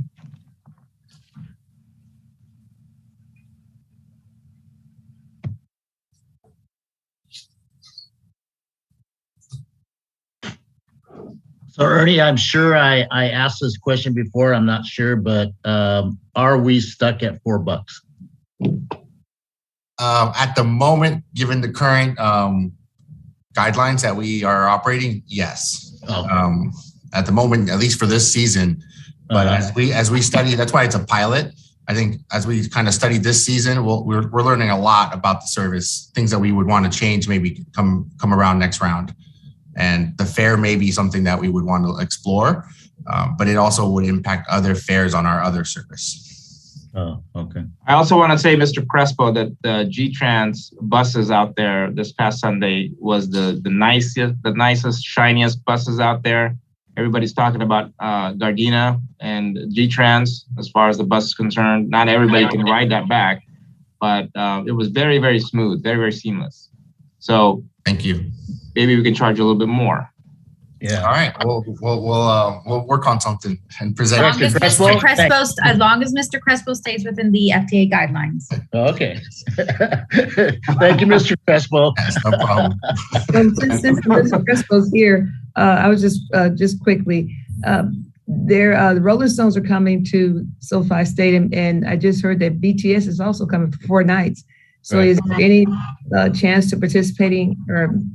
So that's a great question, Ms. Francis. So we are operating this service only on Sundays at the moment. Again, it's a fixed route public transit service, so it has to model our public schedule. And we're trying to figure out the logistics because that concert starts at 7 and gets out about 10:30, 11. And normally Sunday service ends around 9 o'clock. And so we're learning these things that we had not anticipated that were really geared to more daytime Sunday service. But those are all things we're learning to kind of be better next time. Good. Mr. Crespo, I have a quick question for you. If we get the double decker, does this mean that we can get double the amounts of the passengers? I mean, if the capacity is there, yes, the double decker would hold a lot of loads. Right now, we're carrying about 35 to 45 per bus on some trips. So the double decker would give us almost 60 plus seated.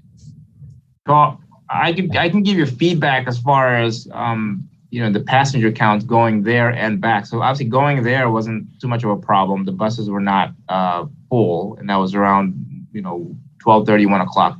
But coming back, it was a standing room bus, and we have 3 buses there at any given time, back to back. There's just a lot of people that are loading back, and heading back to the Gateway Center. So we transported about 700 approximately passengers that day, first day, right? Yeah, 2 weeks ago, it was about 600 there, 600 back. And so for us, that's, we look at it as 1,200 rides we provided. Yeah, with the double deckers, you're looking at 2,400. Yeah, and to give you a perspective, Metro is carrying 1,800 rides. So we're doing a third of what they're carrying. And so it's a big move. Okay, thank you. We should consider. Thanks, Mr. Crespo. Everybody talks well about our transit to SoFi. Thank you. Thank you. I will make sure to share that with staff. Yes, thank you. Okay, moving along. Yeah, moving along on the next announcement. So Saturday, October 16th, 2021 is our Harvest Festival. It's going to be here at the Civic Center Complex. We're going to be featuring pumpkin patch, live music, vendors for retail, vendors for food, kids activities, chili cook-off, and so much more. That's going to be October 16th from 10 a.m. to 4 p.m. like to save the date for our 21st annual pancake breakfast. Our special canine chefs Maxo and Amir are going to be working on their pancake recipe. There's him right there with a little bit of sugar. It's going to be Saturday, October 16th, 2021, from 7 a.m. to 10 a.m. here at the City Hall complex. All proceeds benefit the GPD Canine program. Also, we're having the chili cook-off. That's Saturday, October 16th, from 12 p.m. to 2 p.m. Details are all in this flyer. We'll be posting that on our website as well. So be sure to take a look at that. Last but not least, we have the Halloween activities to follow last year's COVID-19 Halloween Spooktacular here at the city. It's highly successful. This year, we're going to be featuring Too Cute to Spook Halloween event. This is for ages 0 to 10 to City Hall for, bring your kids here, 0 to 10, hit City Hall for a fun-filled, safe night of trick-or-treating. That's Friday, October 29, 2021, from 5:30 to 7:30 p.m. And then we have the Halloween Scare Zone on Friday, October 29th, from 6:30 p.m. to 9 p.m. Over at Freeman Park and at Raleigh Park. Hope to see you there. And I'm going to stop here and feature our video if it's ready.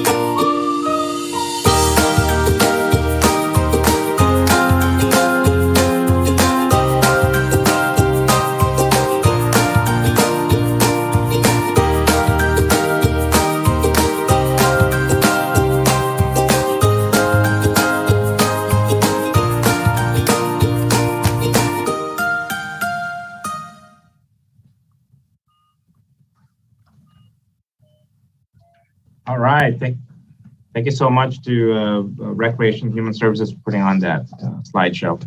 Do want to greet Councilman Henderson for his upcoming birthday on Saturday, October 2nd. That coincides with the Food, Wine, and Cigar Festival. Last but not least, do want to greet all the sons out there because today is National Sons Day. So shout out to all the sons out there. I know my kids watch council meetings all the time, so they know pretty much all the mayor and all the council members. Let me just see if I can share something here real quick. I don't know if they see.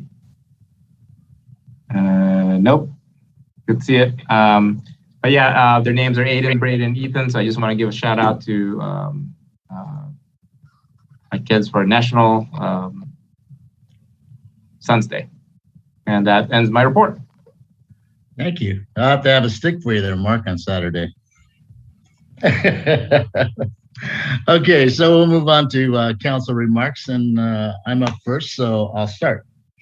And since our last, I attended the Eric Hyde Sergeant promotion to Lieutenant.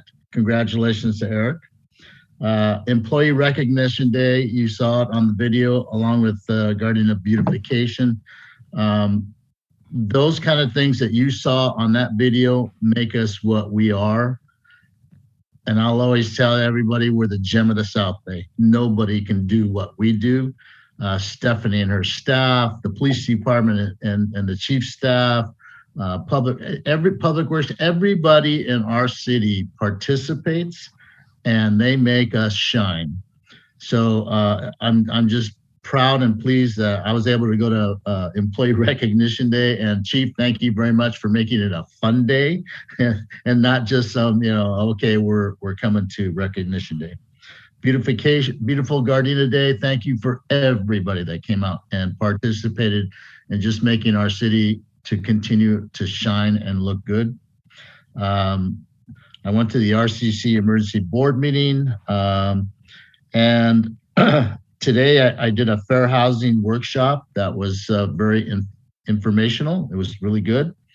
And the big thing is that I went to Sacramento along with our city manager, and we represented our city at the League of California Cities. And I'm going to tell you, it was jam-packed because this was the first in-person conference in a year and a half, 2 years. So real fast, I'm going to go through 3 days in speed reading here. So opening day, we did the opening welcome. We did,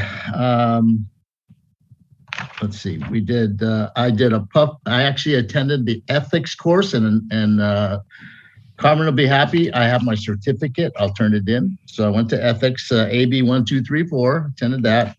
The League of California Cities luncheon, business luncheon. We're a part of LA County, did the opening session. Great speaker. She was a amputee Paralympic skier, great motivational speaker. And she was totally awesome. I mean, it was unbelievable that the videos that we saw of her skiing. She talked about being courageous with humility. So that was a great one. We did second session, general session. We attended and saw some of our local politicians get awards. Rolling Hills got a Black Captains Program Award. It's a Helen Putnam, not easy to get. So congratulations to Mayor B. Derringer from Rolling Hills. The keynote speaker on the second day was just, he was hilarious. So he talked about how he was a janitor with PepsiCo. He was ghetto. He said he started at the bottom, and he is the guy that created the Flaming Hot Cheetos. And this guy, I'm telling you, went from janitor, and he's now a VP of marketing with the company. And what he told everybody was, I may be ghetto, but I'm ghetto rich. And he had a great story about how he made all that stuff happen from being a janitor. The city manager and I did the vendor expo. We looked for our city attorney at her company's venue, but she wasn't there. They told us that she was busy working. So we Gardena. In Gardena. I attended an infrastructure aging conference. I did the mayors and city council members meeting. The closing general session was a business meeting where new directors came in, and congratulations to Brett Huff of Rolling Hills Estates, who is now a director. And I apologize, I didn't get the name of the member from Manhattan Beach that is now a member of that also. The vote that I actually had to be there to vote for talked about online sales tax equity. Believe it or not, it never got to vote. It got pushed to the city manager's committee for review, and it may or may not come back.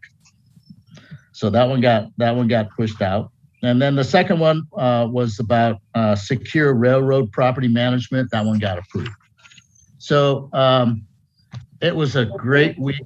The best part about it was spending time after the conference with the city manager.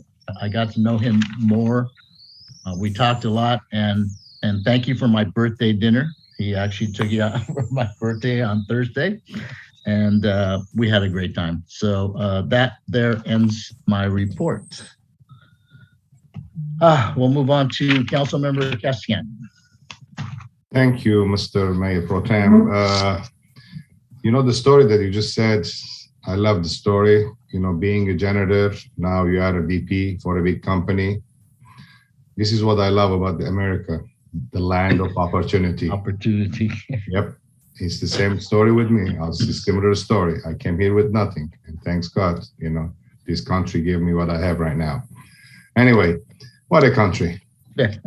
So, in my report, Mr. Mayor Pro Tem,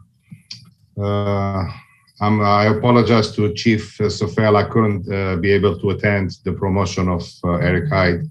I was on my way, halfway, and then I had to go back.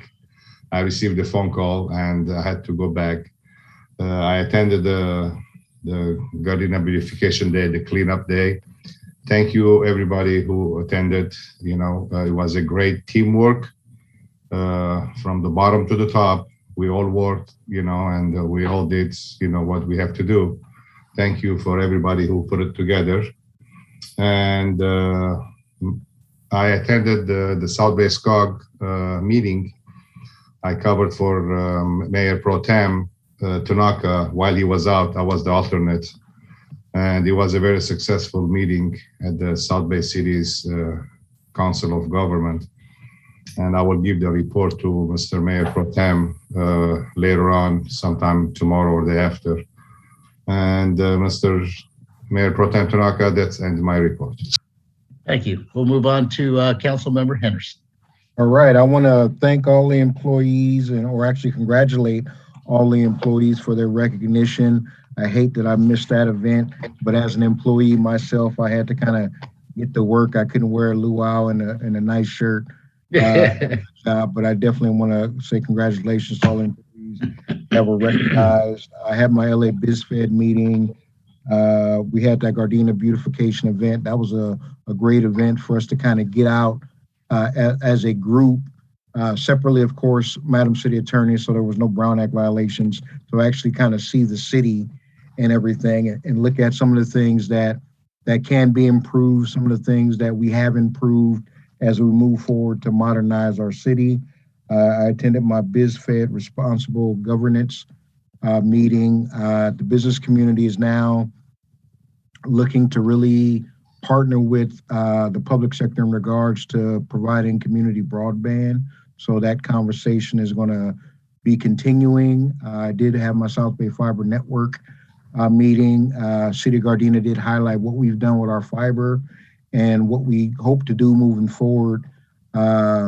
to expand some of our uses of our fiber as we start getting into our community. I went to the Freeman Park event. That was a great event. I walked from my home, kind of got halfway there, didn't realize how far Freeman Park was from me and everything and all that, but I had already committed. I was already halfway there, but it was a great event, seeing the community out. Definitely want to give some days off to those employees that were in the dunk tank because it was cold and everything. But again, they gave their all for the city, and we appreciate that, and our community really appreciated that. Because the hour is long, I won't be too long. I want to say happy Hispanic month. And I also want to acknowledge my 3 sons, Nico, Mark, and Jared, on National Sons Day. They've developed into fine young men, and our family could not be prouder or happier. Mr. Mayor Pro Tem, see you Saturday. So ends my report. And whoever else will be there Saturday for my birthday, but see you. I'll be in birthday mode. Yes, so sir. Ends my report. I got a little birthday present for you. All right. Thank you. So Mayor Suda apologizes. She had a personal emergency. She apologized, and we'll keep her in prayer. And we'll move on to Council Member Francis. Yes, thank you, Mayor Pro Tem Tanaka. Yes. So I attended the promotion ceremony for Lieutenant Hyde. It was very nice, and it's good to see him being promoted, because he was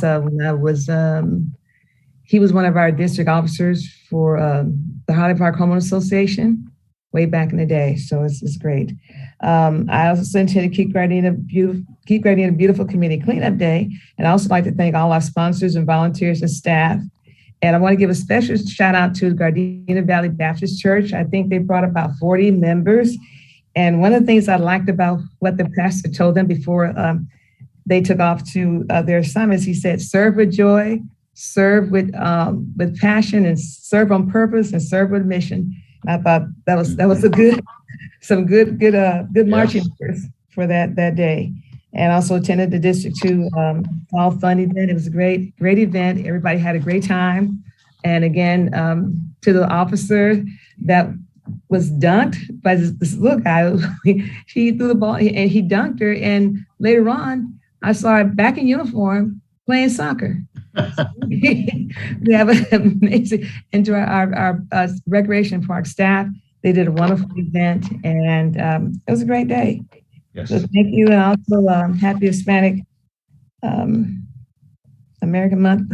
It runs until October 15th, and I won't say everything because the hour is late. But next meeting, I will have a full report of some things I'm going to teach the children in my classroom about the contributions that Hispanic Americans have made to our great country. That's good. I'll end with the one that was coined from Cesar Chavez, that President Obama coined. Si se puede? Yes, we can. Nice. Okay. Anything else? All right.